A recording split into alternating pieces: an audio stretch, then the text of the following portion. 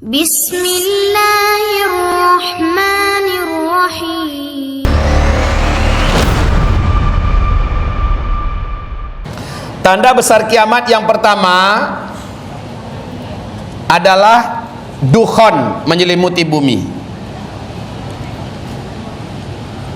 Dukhon ini kabut debu yang teramat tebal lagi panas, menyatu dengan kabut asap yang panas lagi beracun. Bumi gelap 40 hari 40 malam. Setelah itu, paling lama 3 tahun setelah itu, tanda besar kiamat yang kedua, lepasnya, bebasnya keturunan Adam yang paling berbahaya, paling sakti, paling kuat, paling terlaknat, paling terkutuk, yang bernama Dajjal. Saking dahsyatnya laki-laki ini, sampai-sampai seluruh dan setiap nabi yang diutus Allah di muka bumi pasti memperingatkan kaum mereka masing-masing tentang bahaya Dajjal. Rasulullah bersabda, ma baina khalqi Adam ila qiyamis sa'ah fitnatun akbar au asyad minad Dajjal.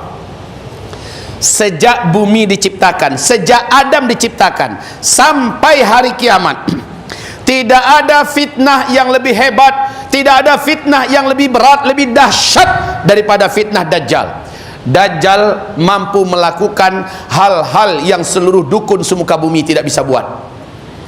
Dajjal mampu menunjuk ke langit, langit yang sudah lama tidak menurunkan hujan, tiba-tiba berkumpul awan, entah dari mana-mana awannya, langsung turunkan hujan selebat-lebatnya. Bumi yang sudah tandus, gersang, retak-retak dan pecah-pecah di mana-mana, dengan ditunjuk oleh Dajjal tumbuhlah rerumputan yang hijau dan tebal. Binatang-binatang, hewan, ternak langsung menjadi gemuk-gemuk dan susunya penuh-penuh. Mana ada dukun yang bisa buat seperti itu? Makanya kata Rasul, seluruh dukun di muka bumi sujud menyembah Dajjal. Seluruh jin dan syaitan akan menjadikan Dajjal sebagai pemimpin mereka. La haula wala quwata illa billah.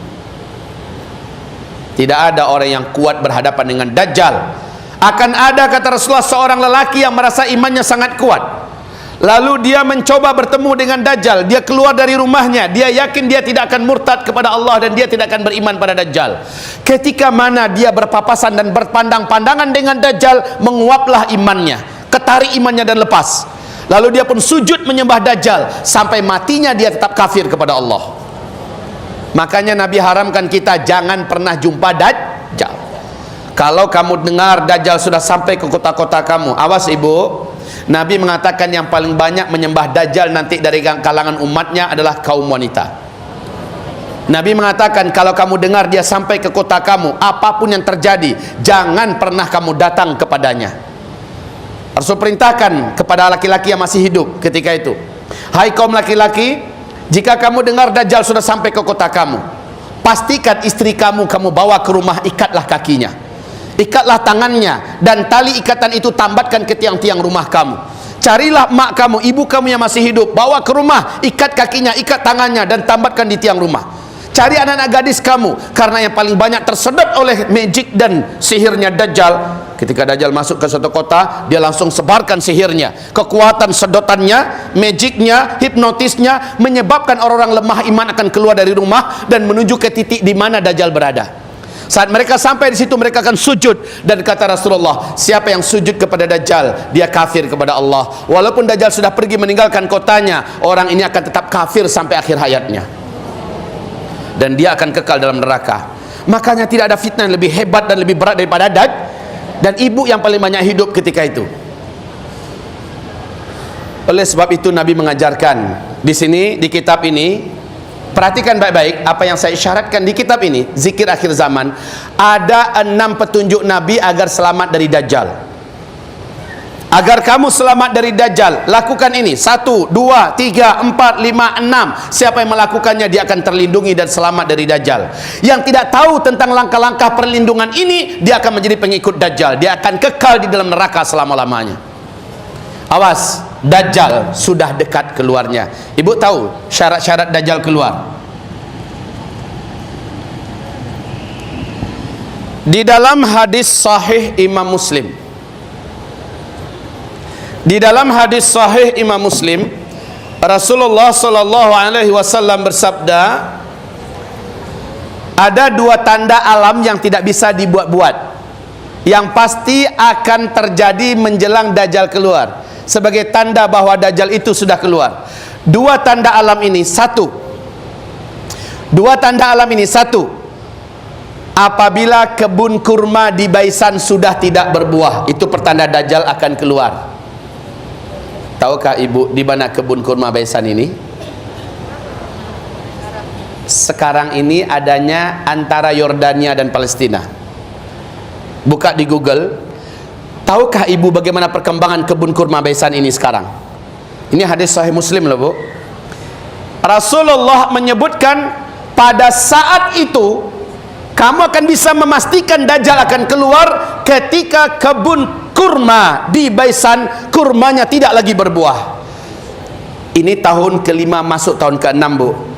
Sejak 5 tahun lebih yang lalu kebun kurma Baisan sudah tidak berbuah 100%. Sudah tidak berbuah 100%. Yang kedua kata Nabi, Danau Tiberias airnya susut dan hampir kering. Itulah pertanda Dajjal lepas. Ibu tahu di mana Danau Tiberias berada? Israel. Danau Tiberias beradanya di Israel. Tahukah ibu perkembangan Danau Tiberias ini? Di sini ibu buka nanti halaman 820 ya, di ensiklopedia akhir zaman dijelaskan hadis tentang Danau Tiberias. Hadisnya juga sahih Imam Muslim dan diuraikan bagaimana keadaan Danau Tiberias sekarang. Tahukah ibu bagaimana perkembangan Danau Tiberias? Buka YouTube. Lihat di YouTube, Danau Tiberias terus menyusut sampai pemerintahan Israel panik. Hampir gila pemerintah Israel. Kenapa? Sumber air bangsa Yahudi satu-satunya di Israel hanyalah dari danau ini. Mereka tidak punya mata air yang lain, mereka tidak punya sungai, mereka tidak punya apa-apa kecuali hanya Danau Tiberias. Tapi danau ini terus menyusut. Kedalaman danau ini dari permukaan ibu-ibu, kedalamannya hanya 45 meter saja. Jadi enggak dalam ya, hanya 45 meter saja. 45 meter.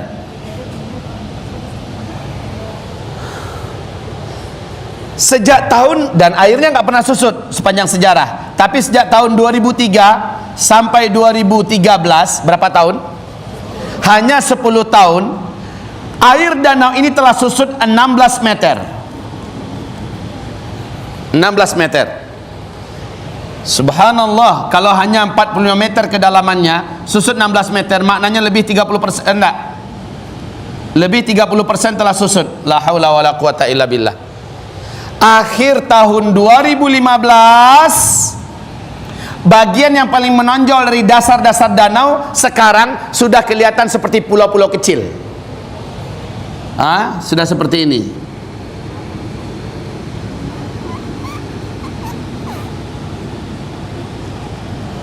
La haula wala quwata illa billah. Ini yang menyebabkan para ulama-ulama dunia itu menangis, seperti Syekh bin Abdullah bin Abdul Aziz bin Baz menangis. Mereka berkata, hadza zamanu khurujid dajjal. Inilah dia zaman kita. Zaman ibu-ibu ini hidup, zaman saya hidup, Bu. Dajjal akan lepas. Sungguh demi Allah, kalaulah kita tidak mengamalkan perintah Nabi bagaimana cara selamat dari Dajjal, maka pasti kita tidak akan selamat. Saya saja, jangan ibu fikir Ustaz Zul kalau ketemu Dajjal mungkin imannya bertahan. Tidak. Nabi mengatakan akan ada lelaki yang merasa imannya sangat kuat, lalu dia keluar untuk berhadapan dengan Dajjal, lalu dia murtad kepada Allah, kafir dan beriman pada Dajjal. Nabi haramkan jangan jumpa Dajjal, jangan jumpa dengan Dajjal. Taib. Dajjal akan berhadapan dengan seorang remaja lelaki yang tidak mau sujud kepadanya. Sihir dan kekuatannya tidak tembus kepada remaja lelaki ini. Lalu Dajjal kesal dan geram. Remaja ini tidak mau sujud kepadanya, dijambaknya rambut remaja itu, kemudian dibelahnya kepalanya dengan gergaji. Dalam keadaan hidup-hidup dibelah. Remaja ini bersyahadat la ilaha illallah, dibelahnya sampai ke leher, sampai ke dada. Maka ketika badan remaja ini pun terbelah, tergeletaklah bangkainya, darahnya bersimbah di mana-mana. Dajjal mengelilinginya 1 kali keliling, sambil membacakan mulutnya komat kamit membaca mantra-mantra tertentu. Kemudian Dajjal menunjuk kepada bangkai atau mayat remaja yang telah dibunuhnya ini. Qum, bangkitlah kamu. Remaja ini pun Allah izinkan bertemu kembali tubuhnya, merapat dan menyatu seperti ilmu rawa rontek. Menyatu kembali, bertemu lagi kepalanya, dan remaja ini kemudian berdiri lagi. Darah tetap membasahi lantai. Tubuh remaja ini, bajunya, pakaiannya tetap bersimbah dengan darah, tapi tubuhnya telah utuh. Dia telah hidup normal kembali. Dajjal bertepuk dada, berbangga di hadapan seluruh para pengikutnya. Kalian lihat, dia telah saya bunuh di hadapan mata kalian semua, dan sekarang saya hidupkan. Apakah itu bukan kekuatan yang hanya Tuhan yang punya? Makin hebat iman para pengikutnya. Giliran si remaja, giliran kamu sudah saksikan Tuhan kamu telah menghidupkan kamu kembali. Sujudlah kepada saya. Apa kata remaja ini? Sorry Jal. Justru dengan kejadian ini makin mantap di hati saya, kamu asli Dajjal 100%. Saya baca hadis Rasulullah mengatakan Dajjal akan membunuh seorang remaja yang tidak mau tunduk kepadanya. Kemudian Dajjal pun membunuhnya, lalu menghidupkannya kembali. Dan kata Rasulullah, setelah itu si Dajjal tidak mampu lagi membunuhnya kali kedua, dan tidak ada siapapun orang di bumi yang bisa dibunuhnya. Setelah ini Dajjal, kamu tak akan mampu lagi membunuh saya atau siapapun dari anak cucu Adam yang lain. Dajjal makin marah, memang berusaha membunuhnya. Semua kemampuan membunuhnya sudah Allah hilangkan. Lalu pengikut Dajjal yang membunuh remaja ini. Syahidlah dia adalah sebaik-baik syahid di akhir zaman, kata Rasulullah. Ibu-ibu, remaja ini laki-laki. Usia remaja dalam ilmu sosial berapa? Usia remaja dalam ilmu sosial belasan tahun. Startnya dari 12, 13, 14, 15, 16. Ini yang disepakati oleh para pakar ilmu sosial. Sementara yang diperselisihkan adalah usia 17. Oke, sekarang kita ambil 17 aja deh. Tahukah ibu, berita yang menggemparkan di Timur Tengah 12 tahun lebih yang lalu, ini masuk tahun ke-13. Apa berita yang menggemparkan? Masih ada di YouTube sekarang tuh Bu. Saya sendiri menyaksikan Qatar TV, di mana pembawa acaranya diskusi dengan tokoh masyarakat dari Palestina. Di Palestina telah lahir seorang bayi laki-laki. Bayi ini baru saja lahir dapat berbicara dengan bahasa Arab yang fasih. Tapi hanya satu kali dia bicara, setelah itu normal seperti bayi-bayi pada umumnya. Kejadian ini dibenarkan oleh tokoh-tokoh masyarakat, oleh para masyayikh yang ada di daerah Palestina itu. Tempat kelahiran bayi ini, berapa tahun yang lalu? 12 masuk tahun ke-13 yang lalu. Apa kata bayi laki-laki ini? Silakan kalau ada yang mantan pesantren di sini. Ana rajulun sayaqtuluni Dajjal wala yaqtulu ba'di ahadan abada. Artinya apa? Saya rajulun adalah seorang lelaki, saya qutuluni Dajjal, yang nanti saya akan dibunuh oleh Dajjal. Wala yaqtulu ba'di ahadan abada. Setelah Dajjal berhasil membunuh saya, dia tidak akan mampu lagi membunuh saya kali kedua, dan tidak ada satupun manusia yang bisa dibunuh lagi oleh Dajjal selama-lamanya. Setelah itu bayi ini normal seperti bayi-bayi pada umumnya. La haula wala quwata illa billah. Kejadian ini 12 tahun yang silam. Jika usia remaja itu adalah 12, 13, 14, 15, 16 dan maksimalnya 17, jika berita ini benar dan sahih, artinya tidak lama lagi makhluk manusia durjana ini akan muncul. Betul? Siap? Siap? Siap nggak siap sih? Kalau ada yang mengatakan siap, sombong. Kalau ada yang mengatakan tidak siap, persiapkan dari sekarang. Begitu. Hamba-hamba Allah yang kami muliakan, gimana berdebar-debar jantungnya? Ustadz, bisa jadi berita itu dibuat-buat, direkayasa, dibohong-bohongin kita Pak Ustadz. Boleh jadi. Boleh jadi. Ini zaman payah kita untuk menerima sebuah berita. Boleh jadi, walaupun memang diberitakan Bu, itu asli, memang diberitakan.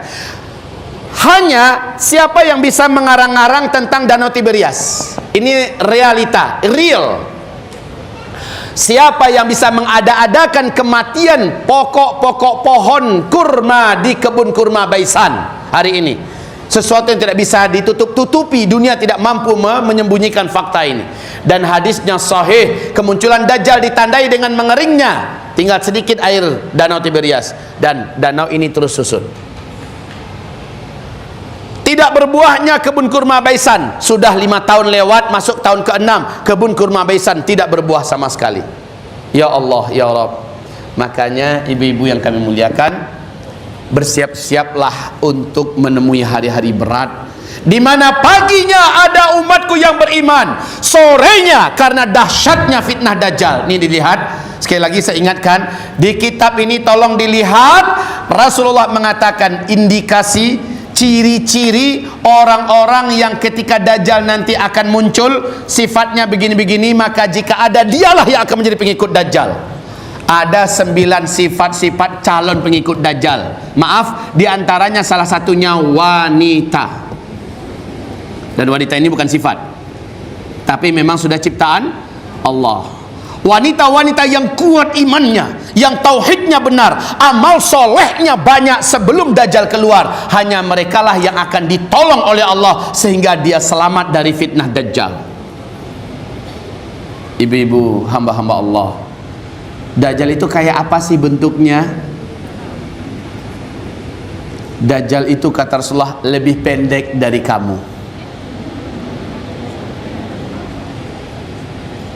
Bahu kanan dan bahu kirinya jauh, dadanya lebar, full daging, tubuhnya gompal, nggak gemuk ya tapi gompal, rambutnya kribo,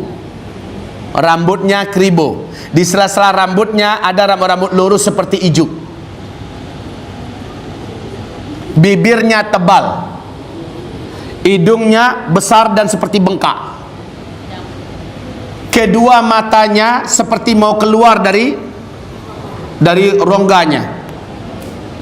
Matanya yang sebelah kanan tertutupi oleh daging yang daging keningnya yang meleleh menutupi, tapi nampak tonjolan mata di dalam itu, nampak dari luar seperti jengkol ya. Nonjol banget gitu, seperti mau lepas tapi tertahan oleh dagingnya.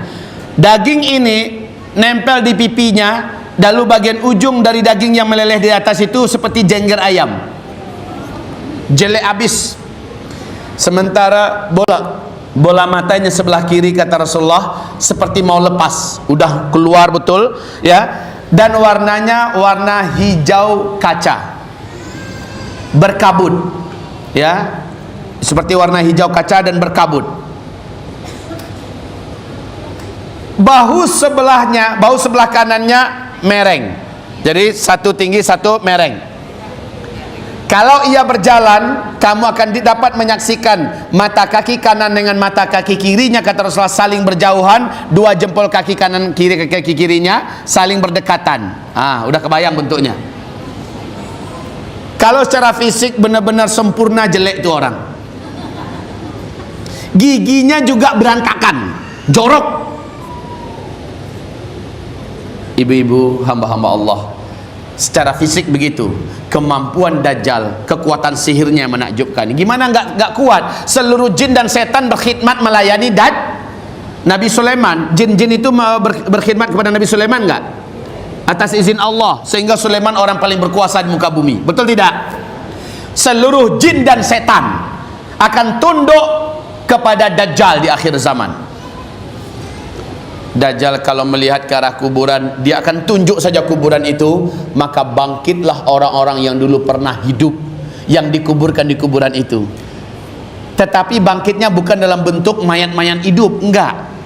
Tetapi mereka bangkit dalam keadaan utuh ketika hidup dulu. Ketahuilah kata Rasulullah, seluruh yang bangkit dari kuburan itu adalah jin-jin dan setan yang menjelma dalam wujud manusia yang dulu pernah hidup. Nah, orang-orang awam menyangka ini asli Tuhan, mampu menghidupkan yang sudah mati. Suasana menjelang Dajjal keluar kata Rasulullah penuh dengan hari-hari kelaparan, hari-hari yang benar-benar tidak ada air, tidak ada makanan lah. Belum meninggal, Bu. Lah Dajjal, kemana dia datang? Unggunan makanan mengiringi di belakangnya, mempersilahkan penduduk satu negeri berlomba-lombalah ambil makanan ini, saya bagi kalian kehidupan. Tangan kanannya mengeluarkan api yang sangat besar seperti sungai, tangan sebelah kirinya bagaikan sumber mata air yang sangat besar membentuk sungai yang panjang. Kata Rasulullah, jika kalian bertemu dengan Dajjal dan dipaksa kalian untuk memasuki salah satu daripada dua ini, tangan kanannya apa tadi? Mengeluarkan sumber api yang sangat besar dan sangat panjang seperti sungai, dan yang sebelah kirinya mengeluarkan sumber mata air yang sangat besar membentuk sungai yang panjang, bening. Kata Rasul, siapa yang mendatangi sungainya, dia akan masuk neraka Allah selama-lamanya.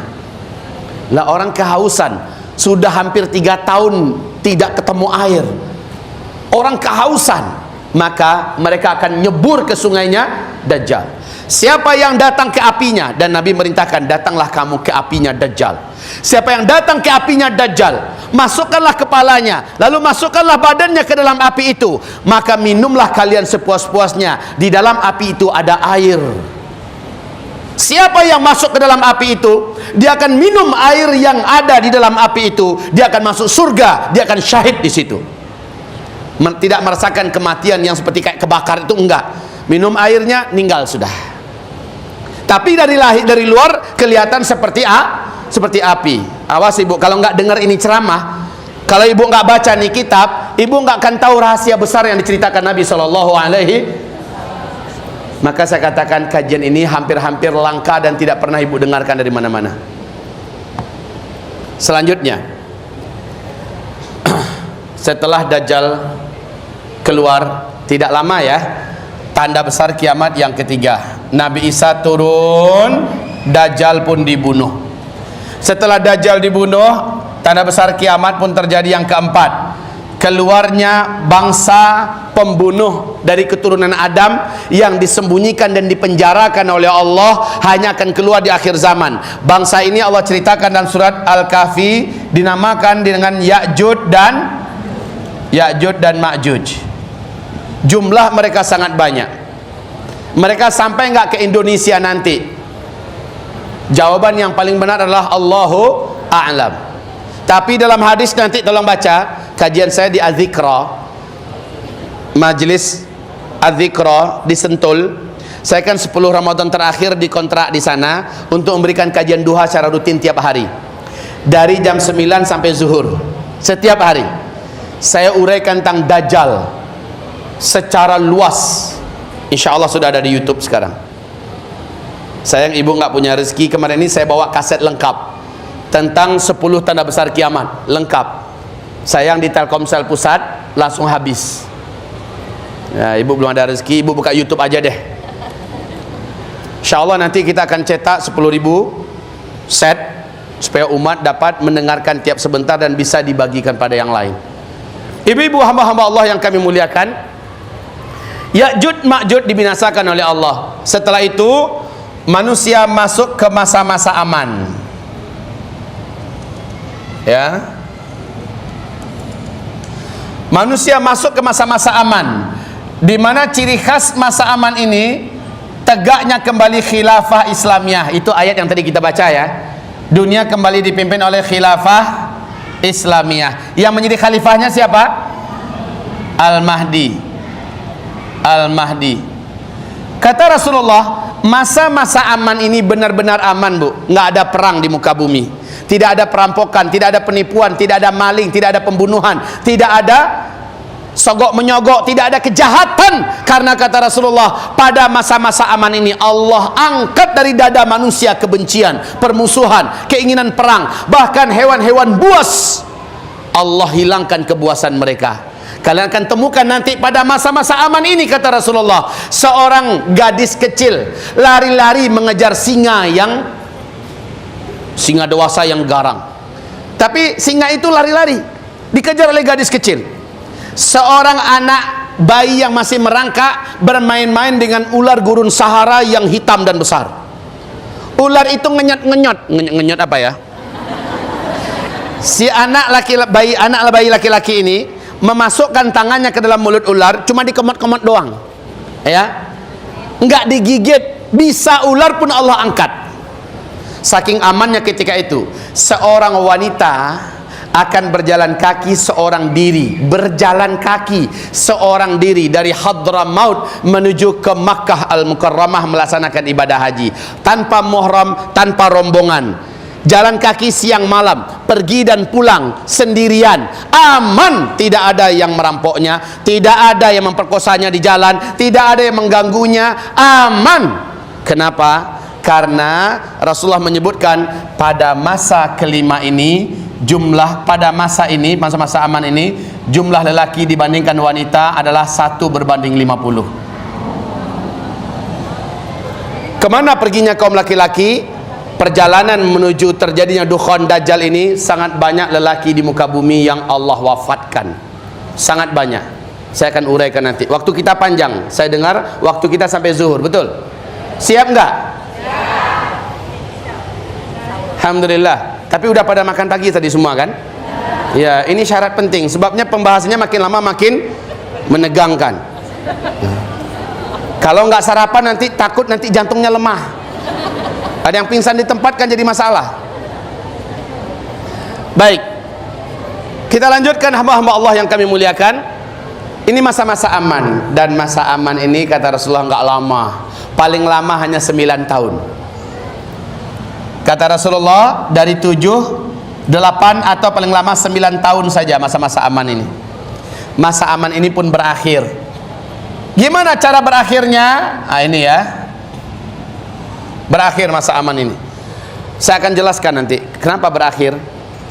Karena seluruh orang beriman kepada Allah akan menghadapi dan mengalami tanda besar kiamat yang ke-7. Apa dia? Seluruh orang Islam di muka bumi ini wafat serentak. Seluruh orang yang beriman kepada Allah wafat serentak. Walaupun imannya hanya seujung kuku kata Rasulullah. Kejadiannya, angin lembut bertiup dari negeri timur, di hadis yang lain dari negeri Yaman. Angin lembut ini sejuk, berbau misik, bau kasturi, membungkusi bumi ini. Angin itu akan menuju ke arah manapun yang ada orang beriman di daerah itu. Sekalipun orang beriman ini ada di puncak gunung, ada di dalam gua, ada di lembah, ada di pulau-pulau, di mana saja ada orang beriman, angin tersebut akan sampai ke sana. Apabila terhirup olehnya angin itu, atau angin itu menyentuhnya, maka meninggallah orang beriman di situ. Satu bumi serentak orang beriman meninggal. Kata Rasulullah, setelah itu 1 atau 2 generasi setelah kejadian ini, barulah terjadi kiamat besar, kehancuran alam semesta. Maknanya kita orang Islam seluruhnya tidak akan pernah menyaksikan kiamat besar, kehancuran alam semesta. Alhamdulillah. Tapi kalau kita ternyata murtad karena dajjal, peluang kita tembus kemari ada. Ini yang paling menakutkan adalah beriman nggak kita ketika dajjal datang? Bu, oh ibu, pastikan ibu bukan termasuk di antara kebanyakan wanita umat Nabi yang akan keluar dari rumahnya ketika dajjal nyampe ke kotanya. Ibu harus barengi diri dengan amalan yang benar. Kembali benahi iman ibu. Kalau selama ini dunia terlalu dominan di hati ibu, amalan ibu gitu-gitu aja, nggak ada peningkatan yang lebih hebat dari sebelumnya, maaf bu, saya khawatir ibu tidak selamat. Kalau ibu tidak meningkatkan, mengupgrade kembali iman ibu, rapat kepada Allah, banyak sujud di tengah malam, sering angkat tangan tinggi-tinggi meminta kepada Allah, selamatkan hambamu ya Allah dari dajjal. Kalau ibu minim melakukan itu, saya khawatir ibu tidak termasuk yang selamat itu. Tolong baca nih kitab kembali, saya nasihatkan agar ibu tahu apa yang mesti saya lakukan di akhir zaman ini. Itu petunjuk-petunjuknya jelas dari Nabi, khususnya wanita. Kalau kami bu, dengan sepenuh yakin kami katakan, kami udah menanti ibu di gerbang akhirat. Kalau kami suami dari para wanita-wanita, istri kami ada, semoga saja kami selamat. Kami nantikan nanti di gerbang akhirat. Ibu lah yang harus mempertahankan diri ibu masing-masing. Saat ini terjadi. Di sini umat Islam benar-benar melimpah ruah dalam kemewahan.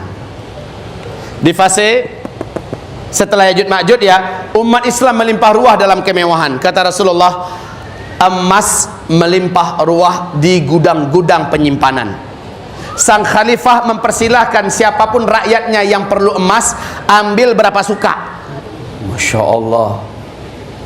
Sehingga salah seorang di antara kalian, kata Rasulullah, akan datang dengan jubahnya. Jadi begini, maaf ya, akan datang dengan jubahnya, anggaplah ini jubah, datang ke gedung, ke gudang penyimpanan emas. Lalu dia bawa pulang emas seperti ini. Mau datang lagi, datanglah, bawa lagi. Saking banyaknya emas masa itu. Dan akan ada tetangga mendatangi tetangganya, membawa emas dengan dua telapak tangannya menjulang.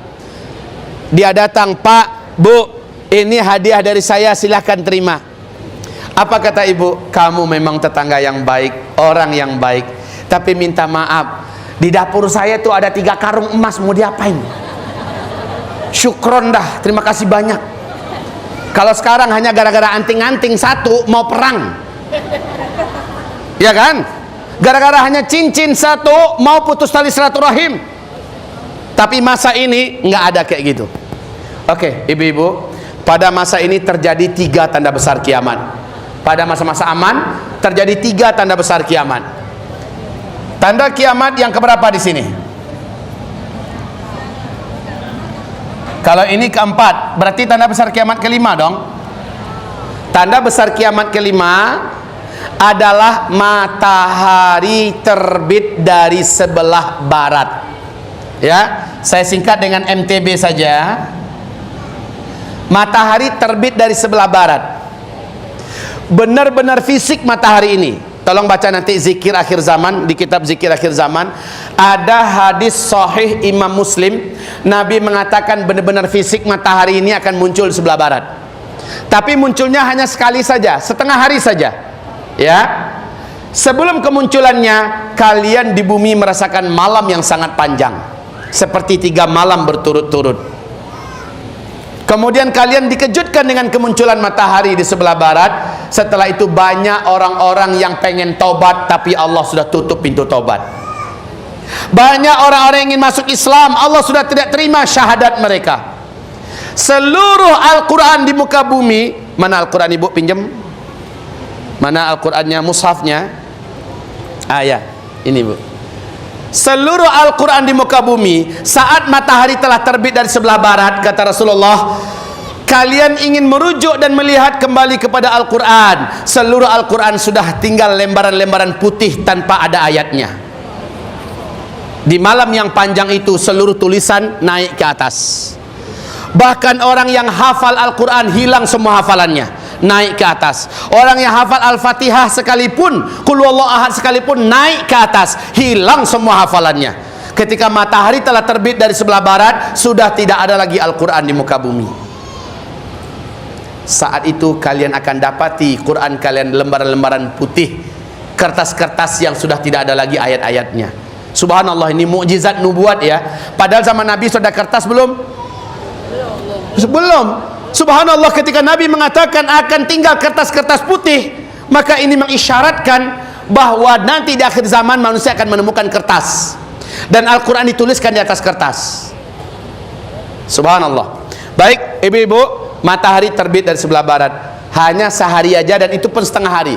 Ketika sudah sampai tepat di atas kalian, kata Rasulullah, matahari pun kembali tergelincir menuju ke barat dan tenggelam seperti biasa di barat kembali. Besoknya dia terbit seperti biasa di timur. Di waktu duhanya terjadi tanda besar kiamat yang ke-6. Tanda besar kiamat yang ke-6 ini Allah sebutkan di dalam Al-Quran, surat An-Naml. Surat An-Naml. Coba saya lihat bu. Surat An-Naml. Allah menyebutkan keluarnya binatang raksasa dari dalam perut bumi.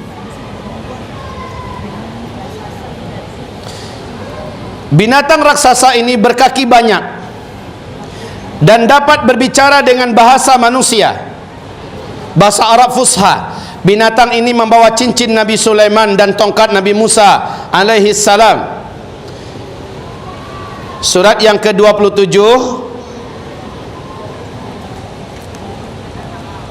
surah An-Naml ya. Surah ke-27, sebentar.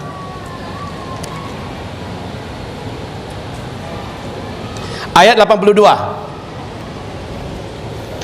Nama binatang ini adalah Dabbatul Ardi. Nah, jangan pernah kasih nama anaknya Dabbatul Ardi ya. Nama binatang ini adalah Dabbatul Ardi. Namanya saya singkat dengan DA saja di sini. DA, Dabbatul Ardi. Dia akan muncul sebanyak 3 kali kata Rasulullah. Akan muncul sebanyak 3 kali. Punya siapa tadi, Bu? Kali yang ketiga dia munculnya dari dalam perut bumi kota Mekah. Dia membawa tongkat Nabi Musa dan cincin Sulaiman. Binatang ini ketika jumpa dengan manusia, kalau dia berjumpa dengan orang beriman, dan dia tahu siapa yang beriman siapa tidak, binatang ini, subhanallah, diusapkannya cincin Sulaiman ke wajah orang ini, maka menjadi putih bersihlah wajah orang tersebut. Jika ia berjumpa dengan orang kafir, ujung tongkat Nabi Musa diketokkannya ke kepala orang kafir itu, maka menghitamlah wajah orang kafir ini dan buruk rupanya. Saat itu manusia mudah dibedakan dari bentuk warna wajah. Yang putih bersih bercahaya orang beriman, yang hitam gelap jelek rupa jelas orang kafir. Rasulullah menyebutkan setelah itu binatang ini pun kembali masuk ke dalam perut bumi. Terjadilah tak lama kemudian tanda besar kiamat yang ke-7, angin lembut tadi yang mewafatkan seluruh orang beriman saja serentak di muka bumi. Setelah itu tak ada lagi orang Islam yang tersisa. Manusia-manusia yang hidup setelah itu kafir seluruhnya, tidak kenal Allah seujung pun, sedikit pun tak kenal Allah. Orang yang terbaik ketika itu kata Rasulullah SAW, manusia sudah menyetubuhi manusia lain seperti hewan. Di pasar laki-laki melihat ada wanita yang disukainya, kejar-kejaran di tengah pasar, langsung di tengah orang ramai itu langsung disetubuhi wanita ini. Orang yang paling baik ketika itu berkata, "Oi, di balik tembok aja, jangan di sinilah." Itu udah orang paling baik tuh ketika itu. Di masa ini, di masa sudah tidak ada lagi orang Islam. Hukum-hukum rimba yang berlaku satu muka bumi. Nah, tanda besar kiamat yang ke-8, ke-9, 10, mereka yang akan menemuinya. Nabi mengatakan jarak antara sini ke sini hanya 1 atau 2 generasi kiamat terjadi. 1 generasi berapa tahun, Bu? 1 generasi berapa tahun? Tidak. Saya lahir kemudian saya menjadi kanak-kanak, remaja, dewasa, usia 25 tahun saya pun menikah. Lalu lahirlah dari istri saya yang saya nikahi anak saya, namanya lahir generasi baru, betul tidak? Maka dalam hitungan ilmu sosial 1 generasi hanya 25 tahun. Nabi mengatakan 1 atau 2 tahun setelah kejadian tanda besar kiamat yang ke-7, barulah kiamat besar terjadi. Subhanallah, ini mirip dengan hadis Nabi yang tadi, 40 tahun setelah itu kiamat terjadi. 40 tahun. Berarti faham kita bahwa setelah wafatnya seluruh orang Islam, 1 atau 2 generasi, di hadis yang lain 40 tahun, cocok nggak? Ya, terjadilah kiamat. Baik ibu-ibu yang kami muliakan, sekarang 10 tanda besar kiamat ini, kalau yang pertamanya sudah terjadi, maka yang kedua menyusul, yang ketiga, keempat, kelima, keenam, ketujuh, ke-8, 9, 10. Persis seperti wanita hamil besar yang akan melahirkan, akan mengalami 10 bukaan. Jam berapanya dari 10 bukaan itu melahirkannya, hanya Allah yang maha tahu. Tapi tanda-tandanya jelas, bukan pertama, bukan kedua nyusul nggak, bukan ketiga gimana, jarak waktunya makin ke atas, bukannya makin dekat nggak jaraknya? Iya begitu. Nah ibu-ibu, Masya Allah, Rasulullah itu bukan dokter spesialis, tapi dia tahu bahasa akan melahirkannya wanita. Nah hamba-hamba Allah yang kami muliakan, sekarang tadi kita baca hadis, Bu, kita baca hadis tadi Nabi mengatakan bukaan tanda besar kiamat yang pertama tak akan terjadi sampai simpulnya dipotong. Ya, sampai simpulnya dipotong. Apakah simpul itu sehingga terjadi dukhan? Simpul itu adalah bumi mengalami hantaman serangan meteor dari ruang angkasa. Hantaman serangan meteor ini menyebabkan terjadinya dukhan. Sebab Michel Penn, pakar astronomi senior dunia, ia menjadi rujukan pakar-pakar senior dari NASA. Michel Penn mengatakan satu meteor ruang angkasa itu, Bu, kalau garis diameternya 2 km saja menghantam bumi kita akan menimbulkan kekuatan ledakan sama dengan bom nuklir, kekuatannya 1.000.000 kali lipat.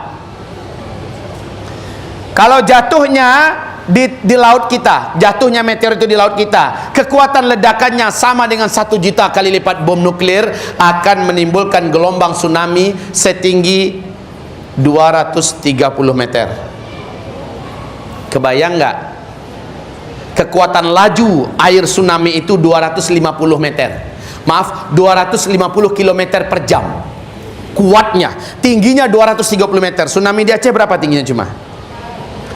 Hanya 14-15 meter saja. Habis satu kota Banda Aceh. 200.000 manusia meninggal dunia. Rata Banda Aceh. Bagaimana kalau ketinggiannya 230 meter? Ya Allah. Itu kalau jatuh ke laut, Bu. Ibu ada nonton film Deep Impact nggak? Ada nonton? Bagaimana Hollywood mencoba mengilustrasikan dengan teknologi mereka buat film Deep Impact, jatuhnya meteor di laut, ya, menimbulkan gelombang tsunami yang menyebabkan New York hilang, Los Angeles karam, ya, Florida dan negeri-negeri tepian pantai habis. Kalau jatuhnya di kutub utara atau kutub selatan, maka kata pakar astronomi ini, kutub itu akan meleleh forever, selama-lamanya, habis airnya, gunungan esnya. Air laut naik ke permukaan 7 meter.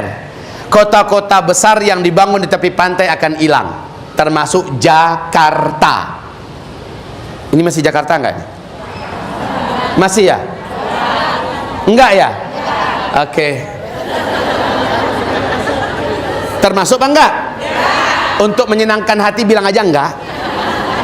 Untuk menghibur hati, Bu. Udah, pokoknya 7 meter. Kalau jatuhnya di kutub utara, airnya naik 7 meter. 20% pulau-pulau Indonesia akan hilang dari peta dunia. Chicago, New Zealand, Florida, Kuala Lumpur, Singapura, ya, kota-kota yang dibangun di tepian pantai termasuk kota Padang hilang. Kalau jatuhnya ke daratan, nah ini yang paling pas. Kalau meteornya jatuh ke daratan, ini yang paling cocok. Coba ibu nanti lihat di 5 surat ya, surat Saba, surat Dukhan, surat Tur, surat Al-Muluk dan surat Al-Hadid. Di 5 surat ini Allah menceritakan di akhir zaman akan terjadi hantaman besar dari langit sebelum kiamat. Ini yang menjadikan terjadinya dukhan. Secara ilmiahnya betul, Bu. Saat jatuh ke daratan, Bu, saat jatuh ke daratan, kekuatan ledakannya akan menimbulkan kabut debu yang membumbung ke udara. Dari titik jatuhnya 100 sampai 200 km, seluruh makhluk hidup, radius 100-200 km, seluruh makhluk hidup akan menguap menjadi karbon. Seluruh apapun yang ada hancur lebur berkeping-keping, ya. Partikel-partikel bumi yang meledak tadi akibat ledakan ini membumbung ke udara. Langit menjadi gelap, tebal sekali, panas, dan gelombang kejut daripada ledakan meteor ini akan menimbulkan hasil kecepatan laju 800 km per jam. Dengan sangat cepat kabut debu dan asap tadi membungkusi bumi. Inilah dia dukhan. Bumi gelap 40 hari 40 malam. Kemungkinan besar untuk bertahan hidup sulit. Karena apa? Panas. Gelapnya bukan sejam 2 jam loh, 40 hari 40 malam. Dan Rasulullah menyebutkan, oh ibu, Rasulullah menyebutkan seluruh orang kafir yang tidak sempat menyelamatkan diri, kulit mereka melepuh bagaikan dalam oven, wajah mereka banyak yang meleleh lalu menjadi jelek sekali rupanya. Seluruh orang Islam yang minim amal soleh, banyak buat dosa sebelum dukhan terjadi, akan senasib dengan orang kafir. Dari lubang hidung mereka mengeluarkan asap, dari mulut mereka mengeluarkan asap, dari lubang dubur mereka mengeluarkan asap. Bola mata mereka seperti mau lepas. Makanya Dajjal, ketika Dajjal keluar, dia jelek nggak wajahnya? Padahal dulu di kitab ini, ketika Tamim Ad-Dari berjumpa dengan Dajjal di sebuah pulau laut Yaman, Rasul bersumpah itu adalah Dajjal. Waktu itu wajah Dajjal masih utuh.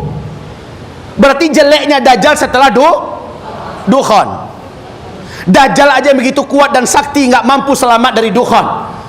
Maka bagaimana orang-orang kafir biasa? Orang Islam juga sama menderitanya. Tapi kata Rasulullah, khusus orang beriman yang imannya sudah kuat, amal solehnya sebelum kejadian itu banyak, khusus orang beriman saja Allah jadikan mereka kebal karena iman dan amalnya melindungi.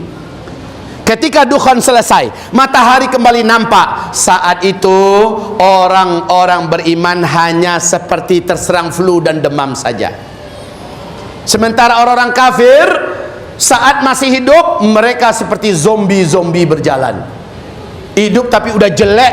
Kemarin yang miswat-miswat, yang alisnya, yang ini ya, yang cantik, jalannya ngelengok. Setelah dukhan terjadi, jadi jelek habis, nggak ada menariknya sedikit pun. Ibu-ibu, amal soleh kuncinya. Amal soleh, bukan amal salah. Oke? Wahai hamba-hamba Allah, ibu tahu nggak bagaimana keadaan bumi kita sekarang? Ada peluang nggak kena hantaman meteor? Yuk kita dengarkan penjelasan resmi NASA Amerika Serikat. Mau?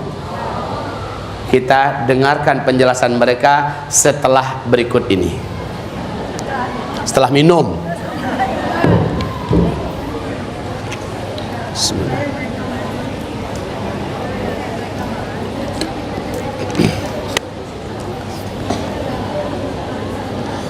NASA Amerika Serikat mengumumkan peluang bumi kita untuk dihantam oleh meteor ruang angkasa sangat besar. Mereka menjelaskan, Bu, tahun 2013 bumi ini akan memasuki arus sungai meteor di ruang angkasa. Perhatikan sebentar.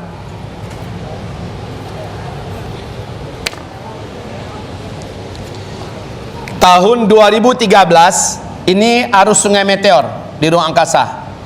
Lihat jumlah meteor yang meluncur di sini. Dengan kecepatan satu meteor meluncur, kecepatan lajunya adalah 220 km per jam. Kecepatannya, maaf, 220.000 km per jam. Kecepatan lajunya di ruang angkasa. Jumlahnya tidak terhitung.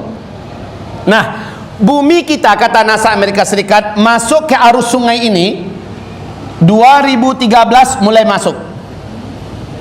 Mulai masuk ke arus sungai meteor, terus melintas.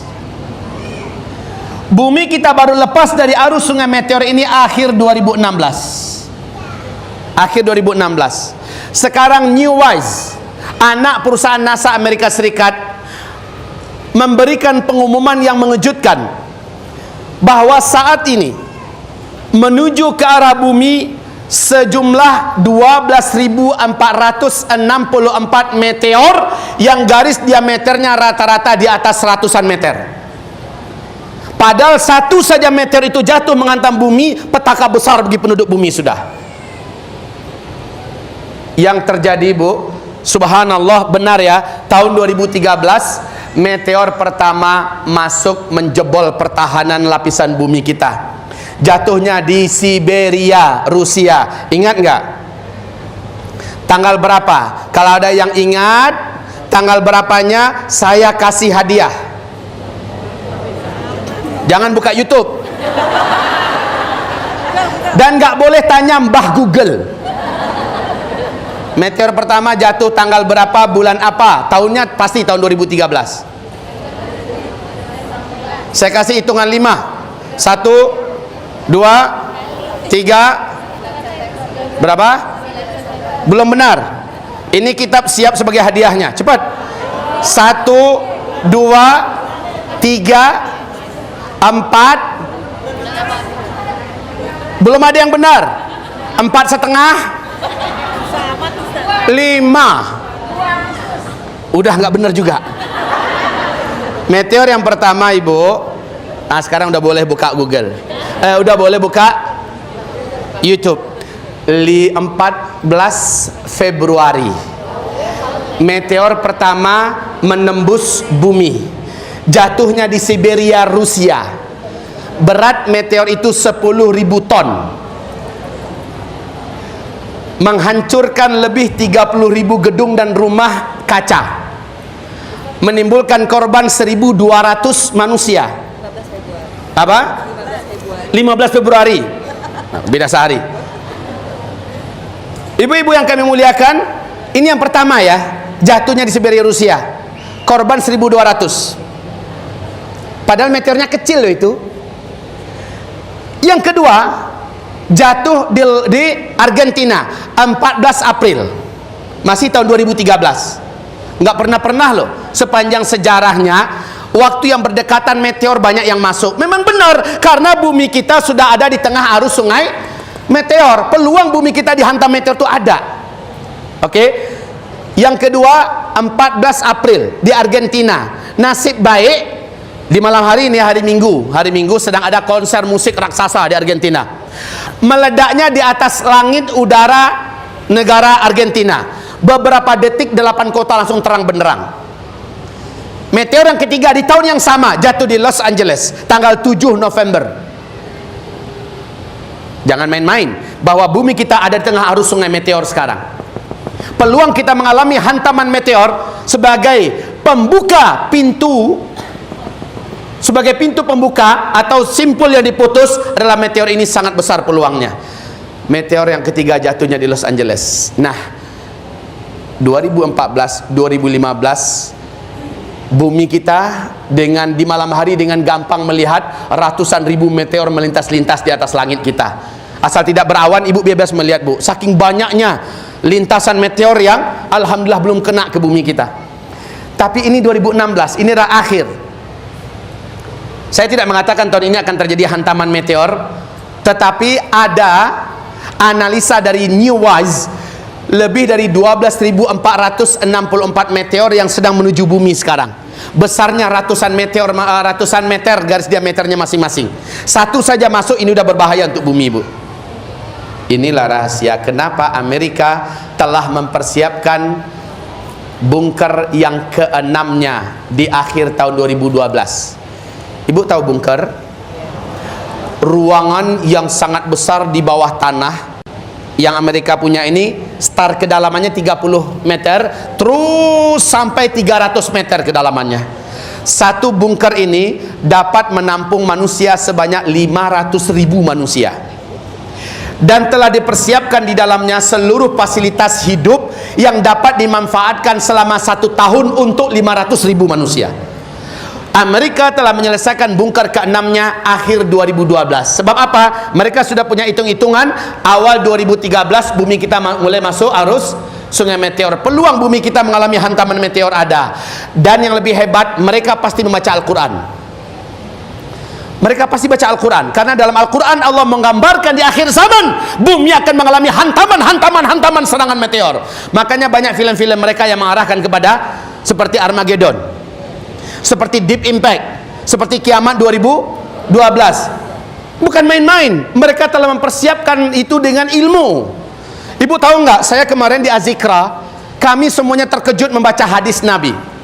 Wallahi, Bu, orang-orang yang ikut membuka kitab ini terkejut. Nabi mengatakan sallallahu alaihi wasallam, bila kamu melihat menjelang meteor ini jatuh ada tanda-tandanya. Selama 1 minggu di atas langit kamu, satu dunia bisa menyaksikan bumi dikelilingi oleh 1 bintang berekor.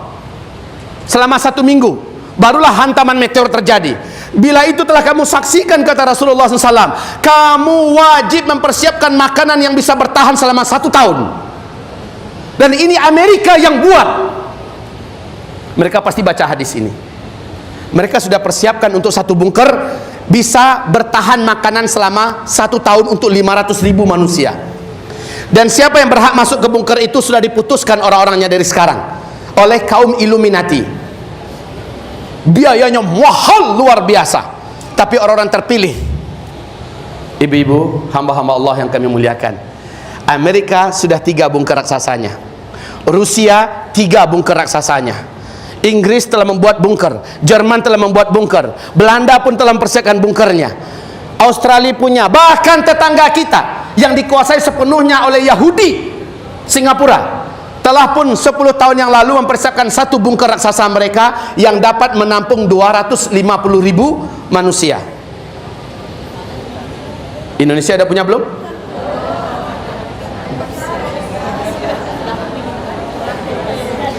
Indonesia mana ada punya bunker, mikir juga nggak kepikir.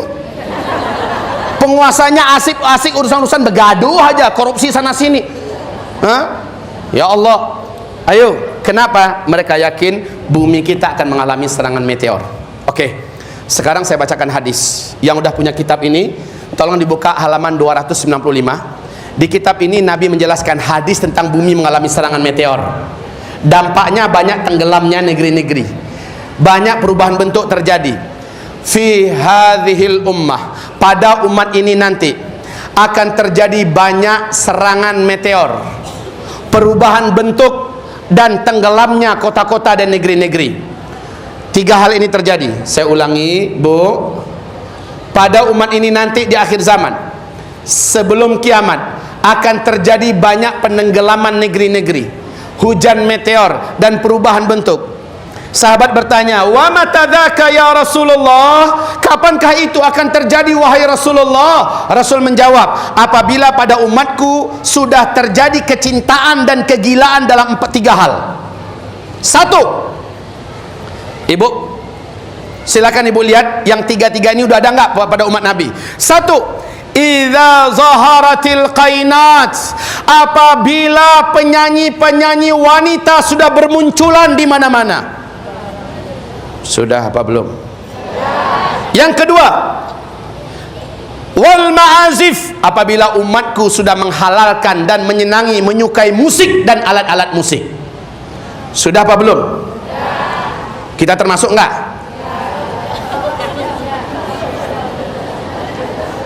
Yang ketiga, wasyuribatil khumur, apabila khamar, minum-minuman keras sudah dikonsumsi dan mudah didapatkan, menyebar di mana-mana.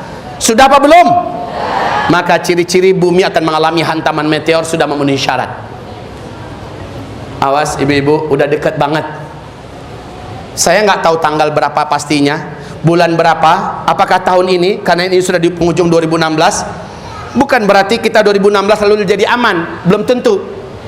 Peluang itu hantaman saja, ada saja. Kalimatnya dalam Al-Quran, baghtatan, secara tiba-tiba, kadang-kadang tidak bisa diprediksi. Ya, secara tiba-tiba, kadang-kadang tidak bisa diprediksi. Masalahnya begini, Bu. Ini apa? Ini penghapus, ini tutup gelas. Kita umpamakan ini meteor. Ini meteor melintas. Ini bumi kita ya. Meteor ini melintas.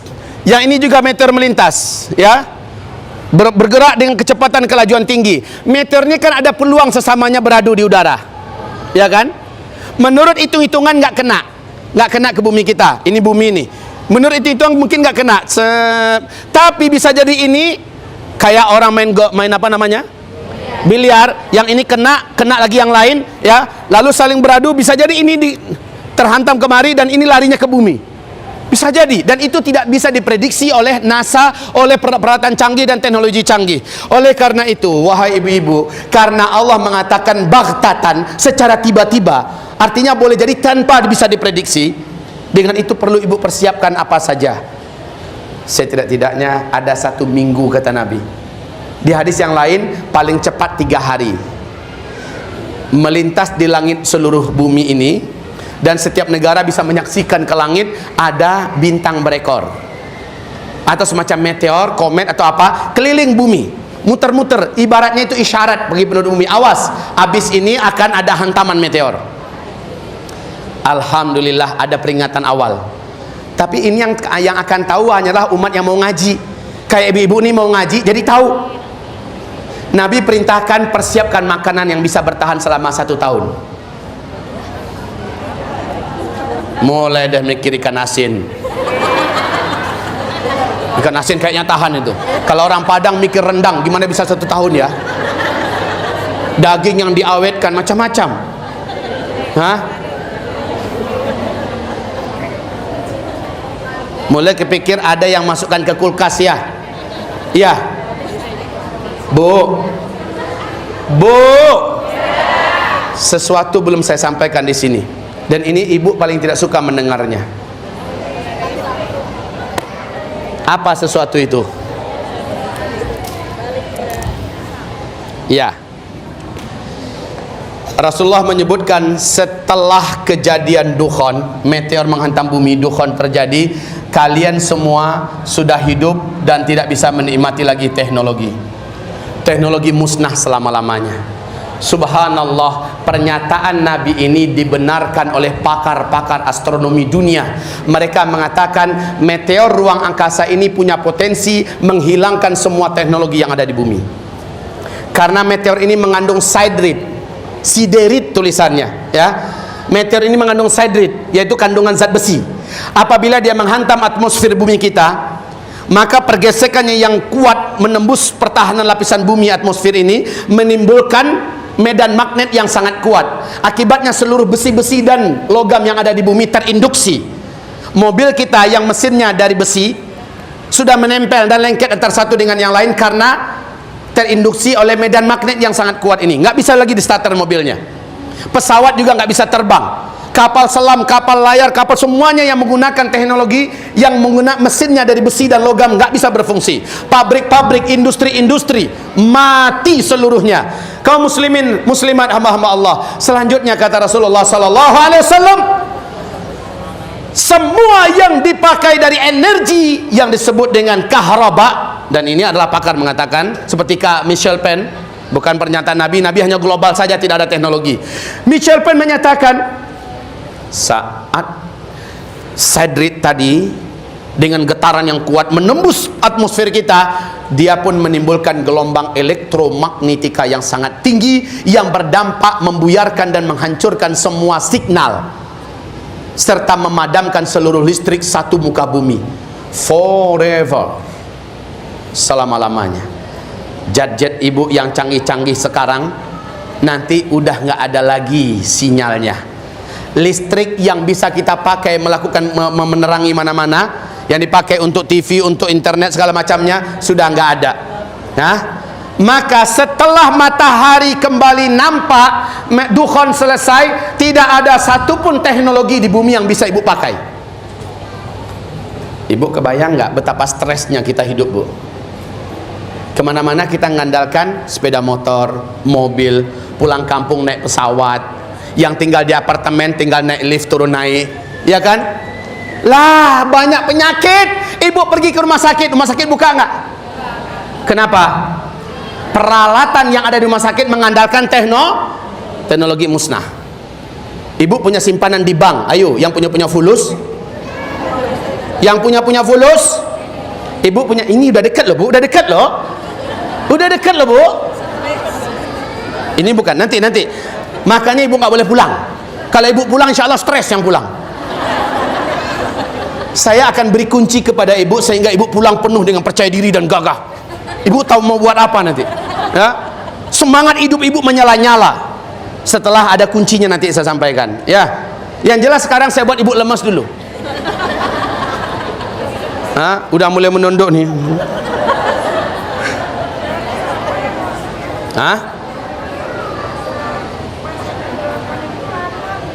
Lama masa kegelap. Iya, urut-urutannya kan jelas. Pada urut-urutannya dulu. Makanya ibu beruntung yang dengar pengajian ini. Beruntung banget. Yang belum datang, mudah-mudahan ibu yang pandai nyampaikan, sampaikan. Kalau nggak pandai, nanti suruh dia berkunjung ke web saya, ya, zulkiflima.com. Di sini ada kajian-kajian saya dan bisa diskusi dengan saya, insyaallah taala, ya. Di sini di zulkiflima.com ada WhatsApp kami, ada Instagram, ada Telegram, ada Twitter. Ibu boleh gabung, ya. Di sini ada FB saya. Silakan ibu-ibu, dan ceramah-ceramah saya lengkap tentang akhir zaman. Oke. Selanjutnya, wah ya Allah, nggak ada teknologi, mau jadi apa hidup ya bu ya? Ibu cuma tinggal ATM doang di tangan, tapi datang ke nggak bisa. Ibu mau pulang kampung udah telat. Yang paling menyakitkan itu uang ada 3 miliar di bank. Ada uang yang sampai T.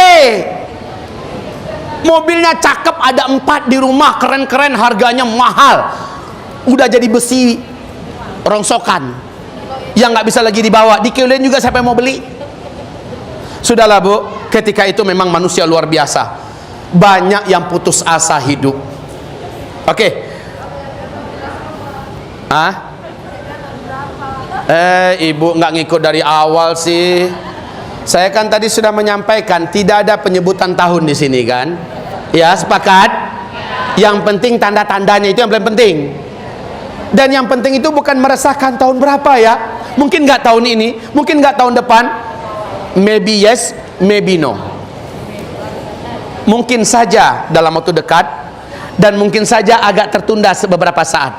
Tapi melihat tanda-tandanya, kayak Dajjal tadi, Danau Tiberias sudah terus menyusut. Kebun kurma besan sudah tidak berbuah. Mau nunggu apa lagi? Kan begitu ceritanya. Kemudian bumi kita di tengah-tengah arus sungai meteor sekarang. Dan perangai yang 3 tadi sudah dibuat oleh umat Nabi sekarang, ya kan? Mau nunggu apa lagi? Menunggu apa lagi?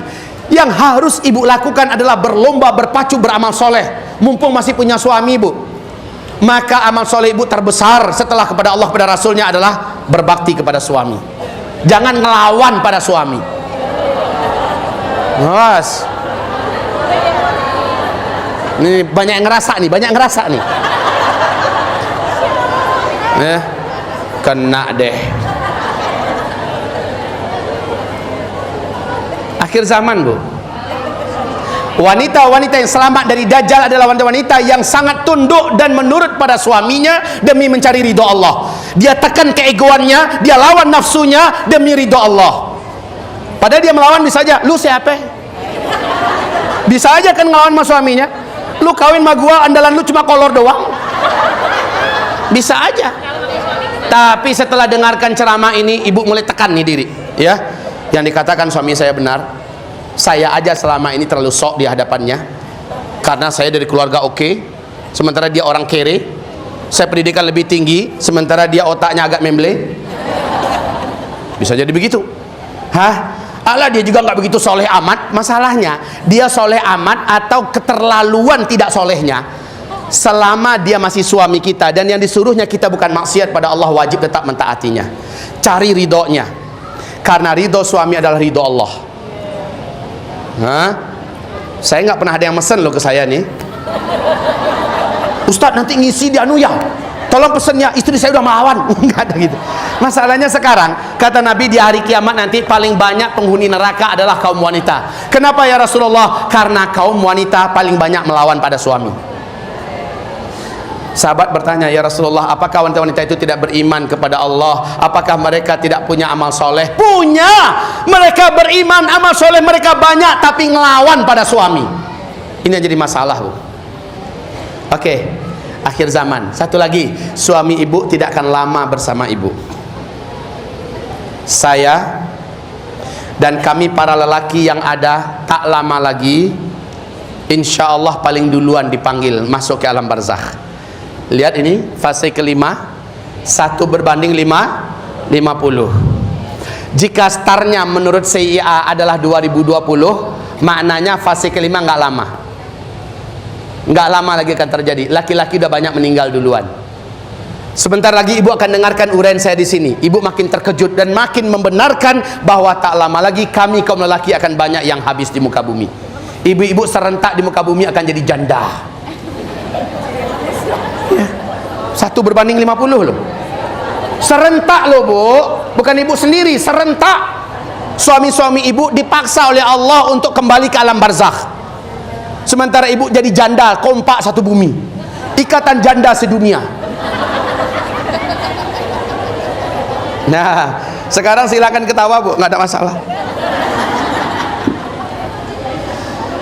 Ini nasihat saya, karena nggak lama lagi ibu bisa menyelami hidup ini bersama pasangan ibu, dan dialah pintu surga ibu yang benar. Setelah dengarkan ini, jadilah wanita solehah. Kadang-kadang suami juga ada yang tukang ngejek. Cie, tumben udah berubah ye. Kan ada suami kayak gitu kan kayaknya. Habis ngaji sama siapa lo? Sama Ustadz Zul. Apa yang dikatakannya? Udah mau kiamat, jadi berubah kayak gini. Bismillah. Kalaupun ditakdirkan Allah punya suami yang ngeselin gitu bu, sabar. Nggak ada yang lain, mau diapain? Suami memang gaya gitu. Kalau kita beramal soleh, mulutnya mulai gitu. Mulutnya udah mulai seperti itu, ya udah sabar. Yang penting ibu jangan sampai masuk neraka karena suaminya kesal dan marah karena kita sering melawan kepadanya. Itu aja yang penting. Kita lanjutkan pengajian kita.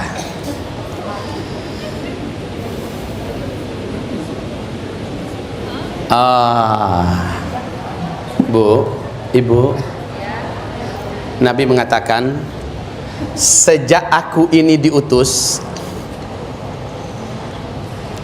ya, ini start, sampai umatku habis di muka bumi serentak, ini finish. Perhatikan, umatku wajib menjalani 5 fase sejarah terlebih dahulu. Fase sejarah yang pertama, umat Nabi dipimpin oleh beliau sendiri, Nabi. Ini fase yang pertama. Fase, ada berapa fase tadi? Ada 5 ya. Ini fase ke-1, ini fase kelimanya. Yang ini adalah fase kelima. Fase kelima adalah masa-masa aman, ya. Masa-masa aman. Masa-masa aman ini dunia kembali dipimpin oleh khilafah Islamiyah.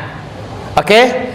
Fase pertama umat Islam langsung dipimpin oleh Nabi. Fase ini pasti berakhir, dan memang wafatnya Nabi Muhammad adalah akhir fase pertama. Lalu yang kedua, kalian masuk pada fase yang kedua. Umat Islam di fase kedua ini dipimpin oleh para khalifah dengan konsep kenabian. Lamanya 30 tahun kata Nabi. Wafatnya Khalifah Ali bin Abi Thalib, fase kedua ini pun telah berakhir. Lalu kalian masuk fase ketiga. Kalian masuk fase ketiga, di mana umat Islam dipimpin oleh para khalifah yang menggunakan sistem kerajaan. Sistem kerajaan. Ini umat Islam pada fase ketiga dipimpin oleh para khalifah yang menggunakan sistem kerajaan. Maksudnya apa? Namanya tetap khalifah, gelarnya tetap khalifah, tapi bila ia meninggal dunia langsung digantikan oleh keturunan kandungnya. Nah, ini udah gaya kerajaan ini. Dan ini berlangsung paling lama 1227 tahun. Di dalamnya diisi oleh 3 dinasti. Pertama dinasti Bani Amawiyah, yang kedua dinasti Bani Abbasiyah, dan yang ketiga dinasti Bani Utsmaniyah. Fase yang ketiga ini pun pasti berakhir kata Rasulullah. Ternyata bu, runtuhnya khilafah Islamiyah Al-Utsmaniyah di Turki pada tanggal 3 bulan Maret tahun 1924 adalah akhir fase ketiga ini. Fase ketiga juga sudah berakhir. Umat Islam saat ini masuk pada fase yang paling berat. Inilah dia fase keempat. Saya buat panjang begini bukan berarti waktunya paling lama, tidak, dia malah termasuk yang paling pendek. Tapi ini saya buat karena banyak hal yang akan saya uraikan di sini, Bu.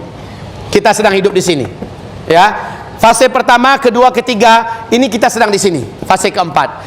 Di fase keempat ini fase paling berat buat Islam. Fase paling berat buat kaum muslimin dan muslimat di dunia. Jumlah mereka banyak tapi bagai buih di atas lautan, kata Nabi. Masjid-masjid mereka mewah-mewah, megah-megah, tapi sunyi sepi dari hidayah. Mereka jadi pecundang di timur dan di barat. Fase keempat. Fase keempat ini terjadi, paginya masih beriman, sorenya sudah kafir. Sore beriman, besok paginya sudah kafir. Saking beratnya fitnah. Dan fitnah dimaksud oleh Nabi adalah puncaknya Dajjal keluar. Paginya masih beriman, siangnya masuk Dajjal ke kota kita, kita keluar, bertemu Dajjal, jadi kafir sorenya. Faham? Sorenya kita masih beriman, besok paginya udah kafir. Karena kita menyembah Dajjal, langsung kafir kepada Allah. Itu terjadi pada fase keempat. Dan betul, di fase keempat ini Dajjalnya keluar. Faham, Bu?